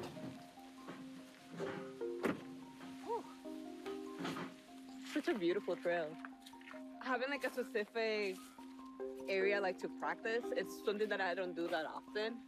But like riding on trails is something that I'm like, hey, this is more familiar to me. And I get to practice how to load and unload a bike. I definitely take any chance I can to like escape the city for a little bit. I love the city, don't get me wrong. Like I love the energy, like the amount of people, like it's always like so different. But I still have like, man, I actually want to be able like to go somewhere calm. I was really happy to be like, man, this is like really peaceful.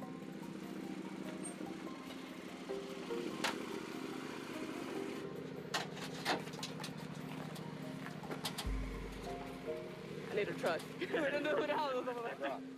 It's cold, y'all. Yesterday, the weather was perfect. Today, all of a sudden, winter showed up, and it's the high is 42, and it's dropping. So it's supposed to be a chance of snow later tonight, and I don't like cold. Oh, you can turn on and off ABS. That's crazy. I'm fangirling here a little bit. I think it's a mod. I need this on my bike. I have the 500 version of this. It's not much like a dual sport like this. It's just like enough power to just like get around. But I'm still like in the search. Like if I were to upgrade my bike, I still don't know which one would it be. I think we know where the 1550 bike is. We can probably. It doesn't need it anymore. I'll take it. I was definitely in my happy place when I cranked up the motorcycle and started down Tennessee back roads and started crossing creeks and just seeing all the rock cliffs and the leaves are turning colors. And I'm just at peace. Everything that I'm thinking about, all the stresses of life, they disappear. I'm captured just by the beauty of creation. Yeah, look at this. I'm feeling pretty good about Stephanie on the bike, so let's take her to some more challenging and rewarding places. Are you ready for your first creek crossing? Yes, I am. Never ridden through a creek before. I've ridden through big puddles, like with like sandy ends and they were like slippery once, and then doing it through a creek, it's completely different. Riding through sand and silt and gravel is one of the most difficult things you can do on a motorcycle. Basically, what you want to do is get up on the pegs, but stay loose. You don't want to death grip the bike, right? So keep everything loose. Let the bike move around under you, because it's going to. As soon as you feel like you're a little bit too much offline or not where you feel like you need to go, just add more throttle and look where you want to go, not what you want to avoid. So you know where you want to go right now, and it's to that spot. Do you want to follow me through, or do you want me to go and then wait for you? Could I follow you through? Yeah, you can follow me. It will be a little bit easier.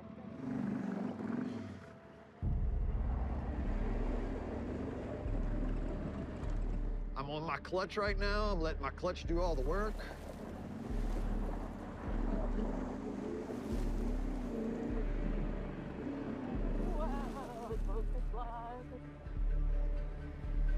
It's all right, give it gas, give it gas. Give it gas, give it gas, give it gas, give it gas. Give it gas.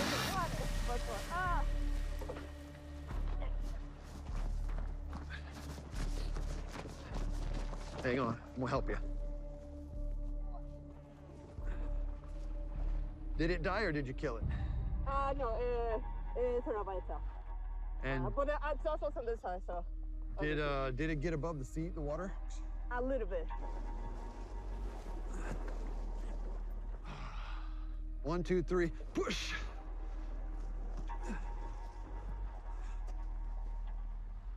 Okay. All right, let's catch our breath. Definitely got a little bit nervous. I was like, man, there's water now on this bike. It's not my bike. There's water in the airbots. Oh, man. Creek crossings are tough.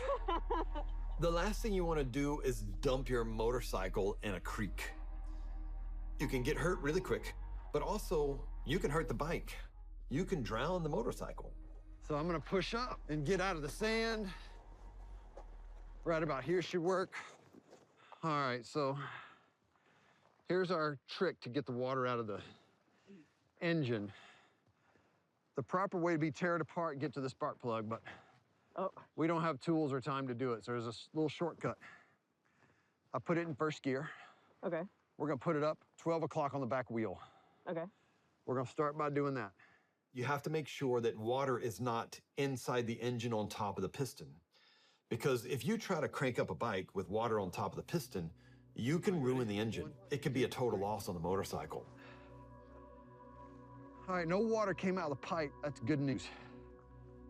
I began to stress out because this was a bike that we borrowed from my good friend Bob. And I was worried that we were about to ruin his motorcycle. I knew I had to stay calm and go through my procedure and get this bike dried out. But let's just let it drain for a second. This is what adventure riding is all about right here. I like it. Getting yourself in over your head, and I love this stuff. This is what I live for, man. Adventure riding always seems to put a squeeze on a person, and when you get squeezed, stressed out, worried, that's when you see what you're made of. You just have to slow down, be patient, trust the process, and this is where the community, the friends, other people coming by, really help out.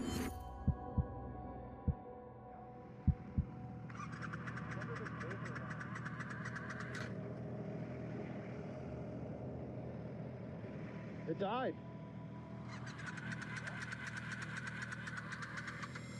I mean, it never died on me last time. I was getting on the interstate from the gas station, and it did it 3 different times. I pulled over, and then it never happened again. When I left that gas station and the bike began to kind of sputter, I had a sick feeling on the inside because I knew I still had a long way to go. I was pretty nervous. And then I finally was like, okay, something's wrong. I'm so glad that Dave was there to help me because we immediately smelled the gas in his bike and my bike, and mine smelled different than his.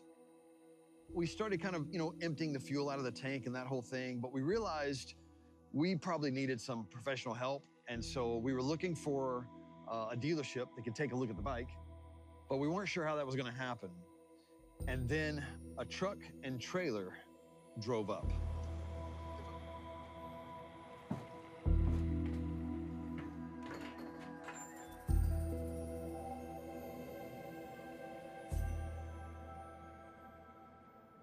So the bike's been in this shop for a couple hours. These guys have been super cool, super good to us. I'm so impressed. And luckily, we got some good news. Ladies and gentlemen, I have an update for you. We have a motorcycle because of these geniuses right here. They took care of me here at Maddie's, here in Farmington, New York. I've got about 100 miles to go hit, so are you guys ready to ride?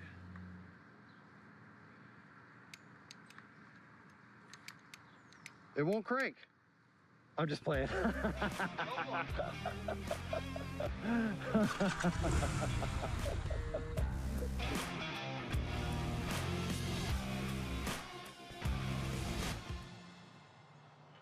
Okay, I hope this thing starts without any issues. Let's see.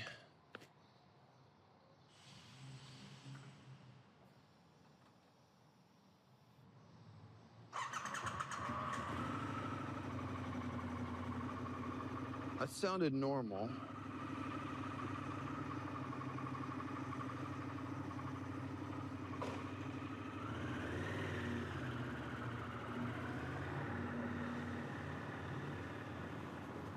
Okay, the bike is running much, much worse all of a sudden. I'm gonna go as far as I can, but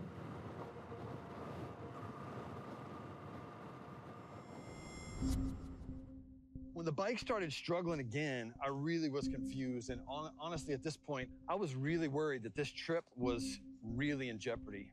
I don't have time to really stop and and have like proper diagnosis. The trip's happening, like I'm in the middle of it. I got a phone call from my friend John, and he was like, dude, is there anything I can do to help?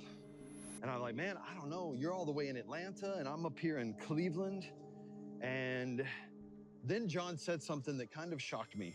All right, 10:30 p.m. Eastern Time. Got a phone call from a friend, Brock Gill, doing 50 and 50, and he needs our help. The question is, family, are y'all ready to experience adventure? Yes! Let's ride. What if I go get your backup bike and bring it to you in Cleveland? I didn't think that was really a possibility. We're going to meet up with a couple guys here in Chattanooga. We're going to throw the bike on our back. Hopefully, a little bit before lunch tomorrow, we'll be in Ohio. All right, we are waiting in the parking lot for delivery. I believe that's it.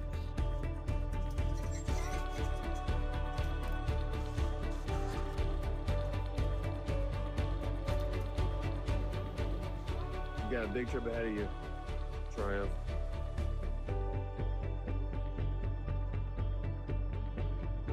I love my wife. She's beautiful. She's driven the last couple hour leg. Teamwork makes the dream work, people.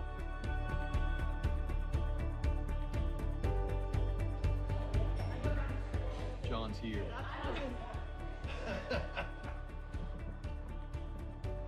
Are you kidding? Look at this beauty. Gorgeous, man. Hey, we got you. I've already lost a day and a half, so we're gonna go sort out like what's next. So I just can't believe this is sitting right here. I'm kind of speechless right now. We're gonna put this back on the ground and we're gonna keep going. It's okay if it falls. It's okay. All right. Is it neutral? Okay, here's the moment of truth. If we did this right, then the water should be out of the engine by now. If it sounds funny in any way, just don't crank it. Like if you hear a clank or anything, just get off of it, okay? That's it. That sounded right, didn't it? It sounded good, yeah. I'm feeling like we're okay, but I'm gonna let you start it. Hey, yeah.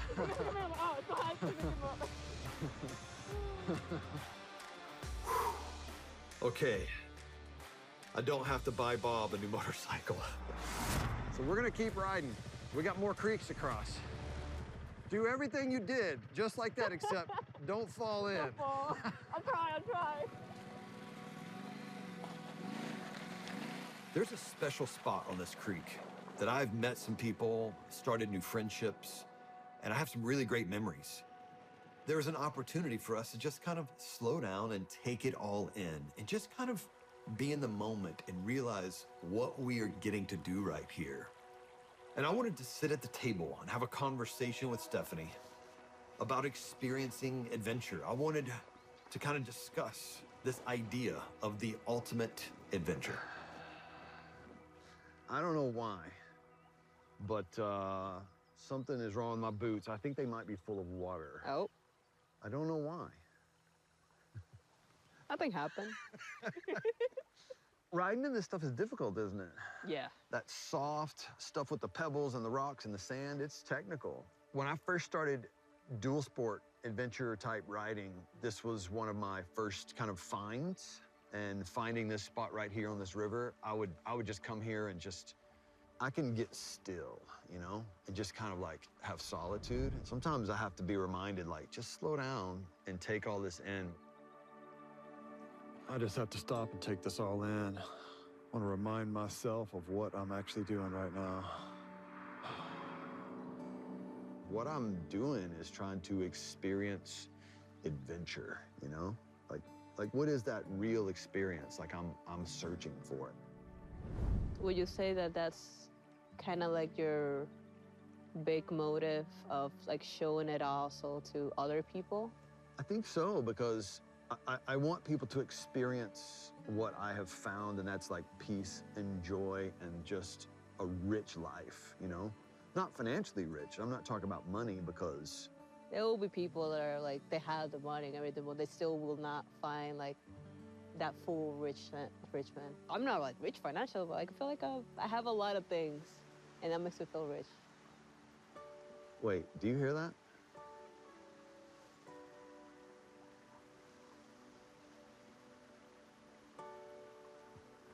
That's it. That's it, right there. The wind and the leaves, that stillness, that silence, this is what we crave. This is it. Like in busy lives, busy cities, just take a moment, just be like, sometimes silence is the loudest thing. It truly is. It truly is. When's the last time you've experienced, like, silence? It's been a while. It's definitely been a while. I actually named one of my motorcycles Solitude. Solitude? Yeah. Ooh. Because, like, there's a difference between, like, solitude and loneliness. Loneliness is like you're just without. Solitude is intentional, and it comes from a place of community, but you're intentionally trying to separate yourself from everything to let everything get still so that you can connect with God. I'm motivated to get people out for that reason. Again, like the ultimate adventure. When I say experience adventure, it's like I'm inviting people into a relationship with God, like faith, like trust Him. Because when you trust God, like the adventure is so incredible. It's more than motorcycles. It's about like something eternal.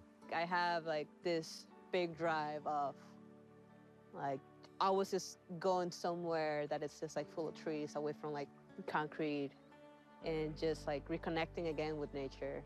But even I've learned with time just to like find peace, even like in the chaos of the city, where like I try to give as much as I can to them. Like I will assist and I'm always there for everybody.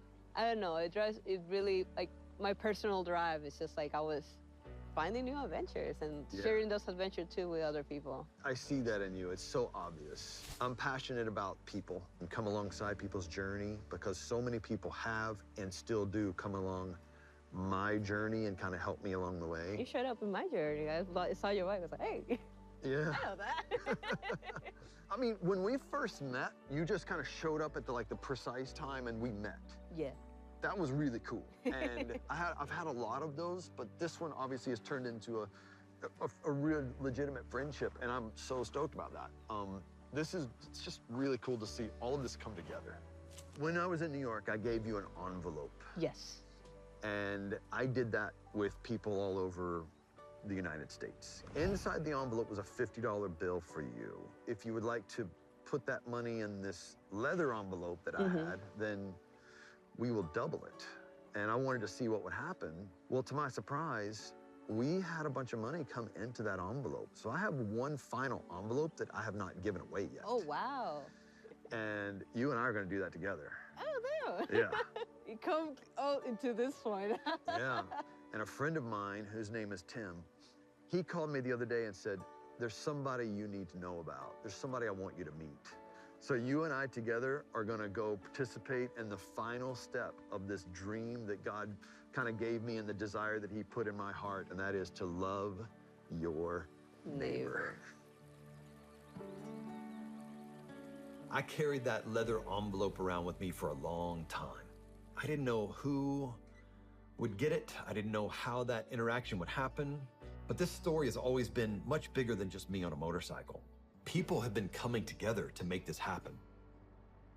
I've been planning this, or hoping for this, praying for this, looking for this opportunity for a long time. So let's go find this girl, Kaylee, and have a conversation and see what happens. To have Stephanie involved in that was just very perfect. Hey, how are you? I'm good. You're Kaylee. Kaylee, yeah. I'm Brock, and this is Stephanie. Hi, Stephanie. Nice to meet you. Nice to meet you. So you were born here in Tennessee, Yes. and tell me about life. Well, I'm 22 years old. I'm Okay. a single mom of 2 little girls. Okay. They're 2.5 and 1.5. Their dad is a fentanyl addict. That's a big part of my story of learning about addiction and how that affects my life when I'm not the addict.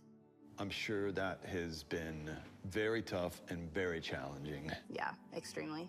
People that are in addiction, usually when they're clean, they're amazing. And they're everything that you could ever want, and he was. Yeah. But when he was on drugs, it was a whole different story.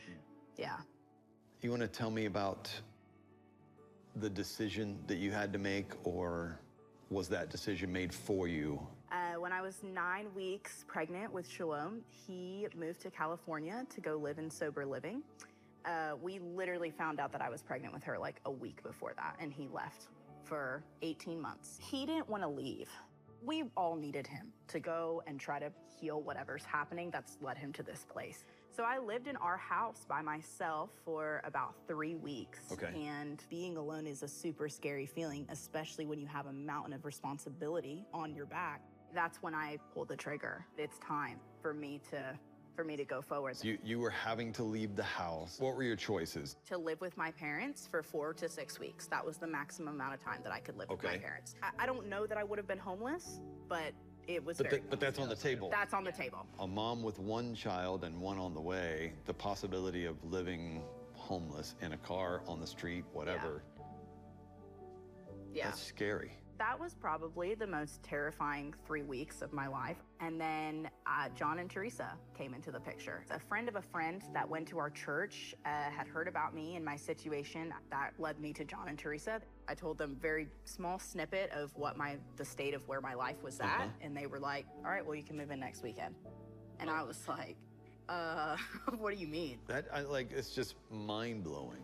They didn't know you. And then in the first conversation, they're like, you can live in our house. Yeah. I've never seen such tangible, generosity in my life. I never went without one time that I was in that house. Sometimes, no matter our situation, sometimes we just need some help. You know? I worked 5 days a week. I took care of my kids. I paid my bills that I needed to pay. But there's gaps. And being a single mom, there's a lot of gaps. You can work 80 hours a week and have gaps. Yeah. How long have you not been living there? I'm assuming you're not still at their house. No, I out for 3 weeks. I've been out for 3 weeks. You left only 3 weeks ago. 3 weeks ago. I have my own apartment. How does that feel? It feels amazing. I'm super proud of myself, really proud of myself that I was able to accomplish that. Congrats. That's awesome. Thank you. Congratulations. Thank you. Well, I want to tell you about an idea that I felt like God had given me. Mm-hmm. And the idea was for me to go ride 50 states in 50 days, which is kind of a long ride because this country is bigger than I realized. Yeah. Well, I met one person in all 50 states and I gave them an envelope. The envelope looked a lot like this. Okay? Yeah. When he went to New York City, I bumped into him. I didn't know him at all, and I went into him, and that's when I heard more about his story, and we kind of connected from that, and really just kept talking. He gave me a similar envelope.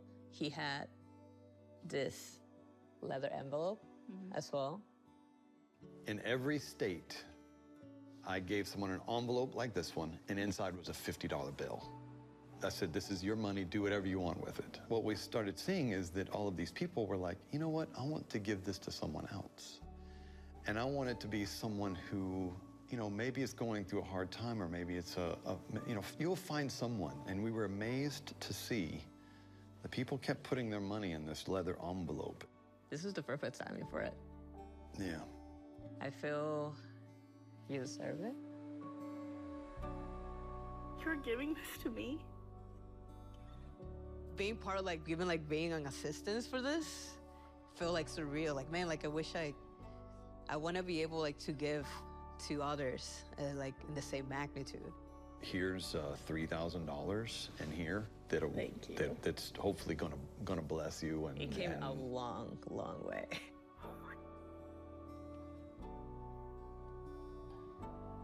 I don't even know. You guys don't even understand that. Just 48 hours ago, I did not know Kaylee. Didn't know her name. It seemed like God had lined it up for me to talk with Kaylee at the table on this particular moment. What I didn't know is that it was exactly what she needed, exactly at the right time, and that there was a story that no one else knew about in Kaylee's life. The Lord is so good.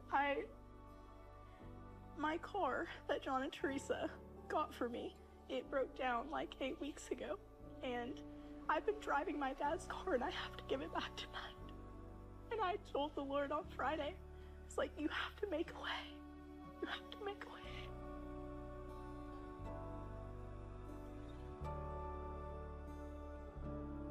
Every day my wife would pray each morning that God would put us on the path with the right person. And she would pray for divine encounters and miraculous moments. I am kind of in awe right now. So am I. He came in a really perfect way. I don't even know. I'm like absolutely speechless. For those who are maybe stuck in a really difficult situation, whatever it may be, God sees you. Yeah. And he has not forgotten you. He's going to take care of you. You've already seen that. There's hope. Yeah. Yeah. Right?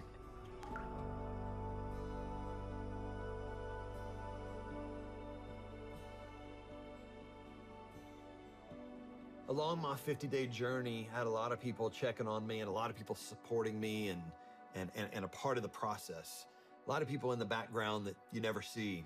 As it came to the end, we had a lot of people that wanted to participate in various ways, including my friends in the motorcycle community, our Moto Mission community, and my friends over at Triumph, and other people in the industry that were like, let's come together and do something truly special. So we came up with a plan to do something for Stephanie that she wouldn't expect. I have had a great time hanging out this weekend. I had a thought. All right, you ready for this? Oh. Not everyone gets one of these, but I have a gift for you. You didn't see it, did you? Oh, I saw T. You saw T? I saw T. All right, I want you to have this because I'm a big fan of Triumph. I'm gonna get you to hang on to that because this is gonna help you kind of live your dream to ride across America. Now that you have a sweatshirt, you're part of the club. Yay. Yeah, because all... I need my scrambler now. Yeah, because... What'd you say? I need my own Triumph now. You need your own Triumph? If you had your own Triumph, you'd be able to... Yay. Yeah. Did you notice there was also a sticker on your helmet that said Triumph? Yes. You noticed that? Yeah. So I've noticed that every Triumph owner has to have a sweatshirt and a sticker on the helmet. So since you're a Triumph owner, you got it. Oh, my bike is like a Triumph sticker. Yeah. Well, you wouldn't have to because it already has a sticker on it that says Triumph. True. Yeah, so. Everybody sees me, I was like, what's your Triumph? Oh yeah, when they see you, they're like, yeah, that's your Triumph because your Triumph has a sticker already on it. Yeah. Have you seen it? Yeah. Yeah? Check it out. Wait. No, wait, what? That's your new motorcycle. That's a joke, right? What?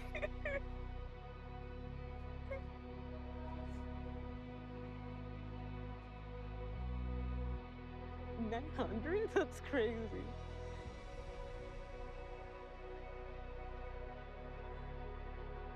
What? 2025 Triumph Scrambler 900.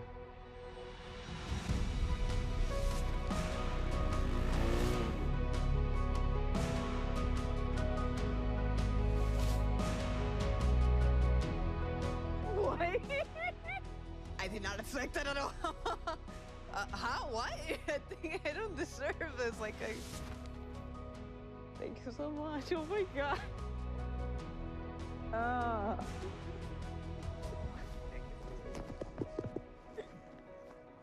Beautiful, isn't I'm it? just so It's glad such a for her. beautiful color, too. That color okay? Yeah. This is a very special color, a very unique color. I worked with Triumph to find this bike. There was only one of them available in the whole country. A lot of people have been putting this together for you. That's crazy. For months, we've been working on this, and a lot of people have been inspired by you and your story and who you are and your big smile. And here you go. I'm gonna put this in a suitcase now. I'm still speechless with it. I'm like, I don't know what I do. I was just like, I say hi to the dude. Ooh, the sound. I honestly don't even know what to say. This is like way above what I was expecting. This is crazy. There was a plan that was put together to make your dream come true, because another thing that you told me was, I don't know if you realize it, but you kept saying, but I need to get a bike for that. We're gonna cheer you on as you experience adventure across America. You're one more step closer. You have a bike that will do it. I want you, every time you look at this, every time you think about this, just remember that God loves you. We'll always remember that. Yeah. Yeah. Oh my, what? Yeah. I really cannot talk. I'm telling you, my words cannot come out of my mind. I cannot even process them, even in Spanish or English. It's crazy.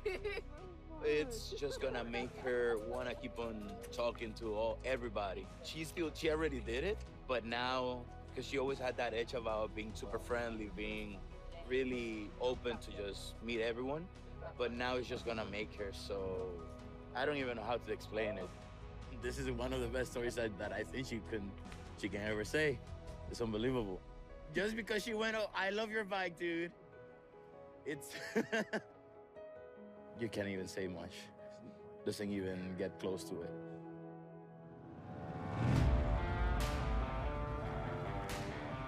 Look at the triumph.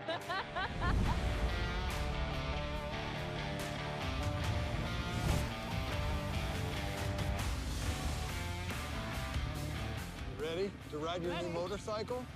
Ready. All right, let's ride.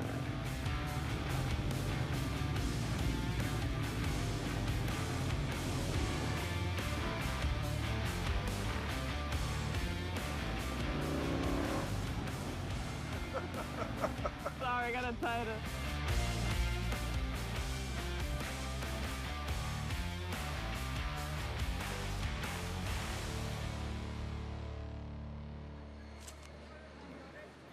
Just got through security here at the Denver airport. About to hop on a plane and fly to San Diego, and then to, where are we going?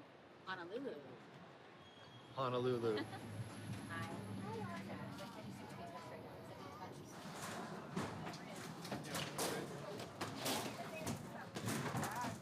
Where are we? We're in Hawaii. We're in Hawaii. It's like 2 o'clock, or the time we just came from. So tired. Riding these 50 days was such a journey. Incredible adventure. In Hawaii, as I was sitting there along the seashore, I just took lots of time to just to process all of the things that I had seen over the last 50 days. And to be honest, it was a lot to process. I think I'm still processing.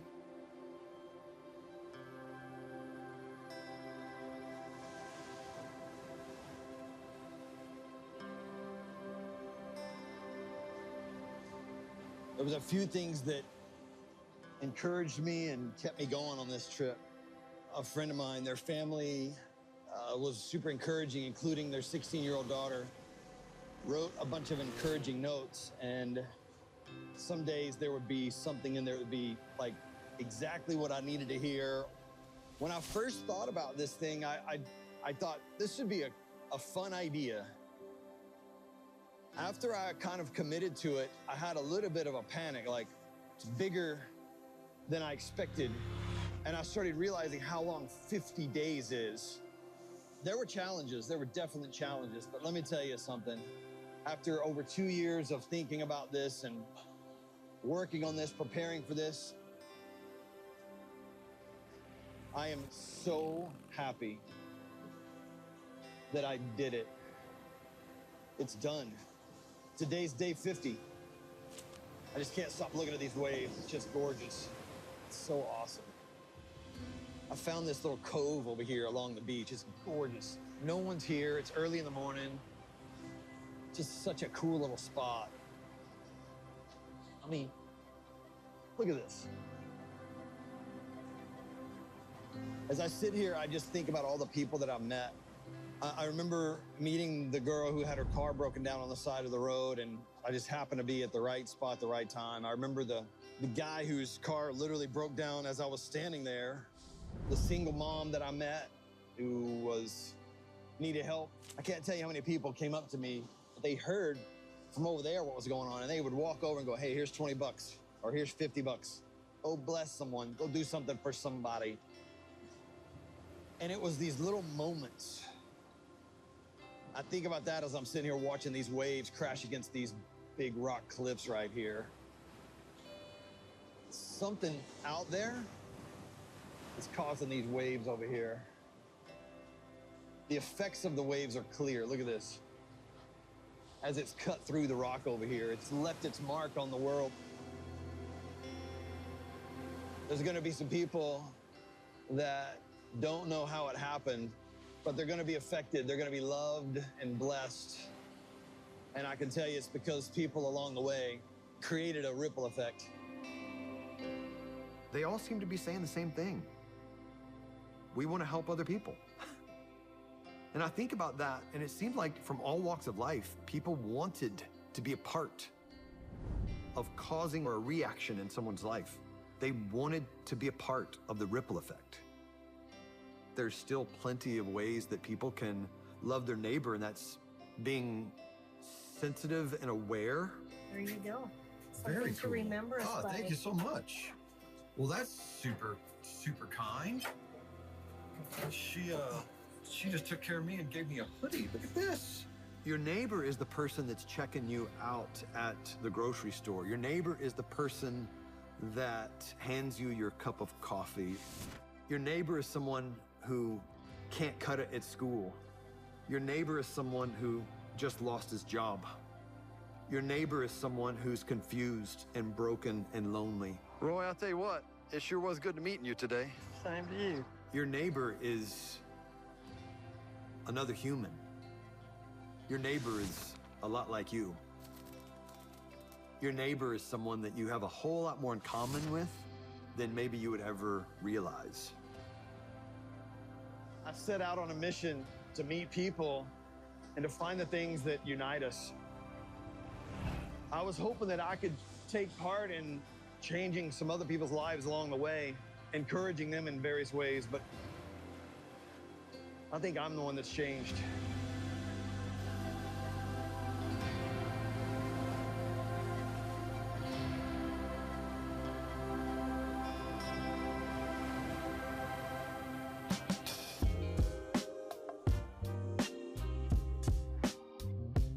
Okay, after the camera stopped rolling, we heard from Kaylee that her car that she owns is broken, and the mechanic has confirmed that it could not be repaired, which left her without a car. So we quickly let her borrow a car, and our people have heard her story, and people started talking about it, and they started putting money together to buy her a car. She has no idea. She thinks we're coming over there to check on her and to refilm something that we lost from before.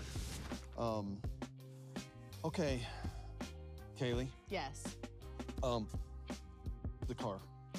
Tim checked out the car. He said there's only one problem with it. What's the problem? You know the problem. The little light came on. He checked out what the light was, and the only problem about this car is it's not yours. But because of some of the people in our Moto Church community, they told me to give you a message that this is not yours, but this one is. So there is your car right over there. What? This? Yeah. Brock. You're kidding me. This is yours. How did this happen? Hey, so this thing has all been, it's been about ripple effect. And when people heard your story and heard what was going on, they were like, we want to help this girl. They don't know you, but it's people part of our community. They were like, and they start putting their money together, and here we go. I literally don't even know what to say. I'm so happy, and I feel so grateful and blessed. Thank you. Yeah. So much. Hey, Brock. Yo. What's going to make this ride unique compared to some other ones? What's gonna make this ride unique is the fact that I forgot to bring pants, and I just had to borrow pants from one of the crew guys. So I borrowed this guy's pants. This is Johnny, our drone operator. Nice pants, man. He's got a stapler. Stapler. You think anyone's gonna notice that I have these? Not unless you tell them to.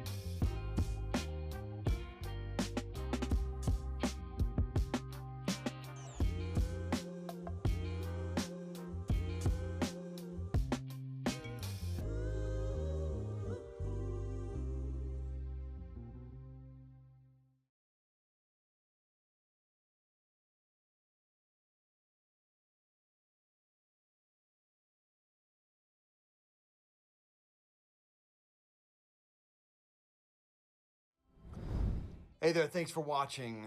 If you want to be a part of the ongoing effort to make an impact in other people's lives, you can make a tax-deductible donation at motomission.com.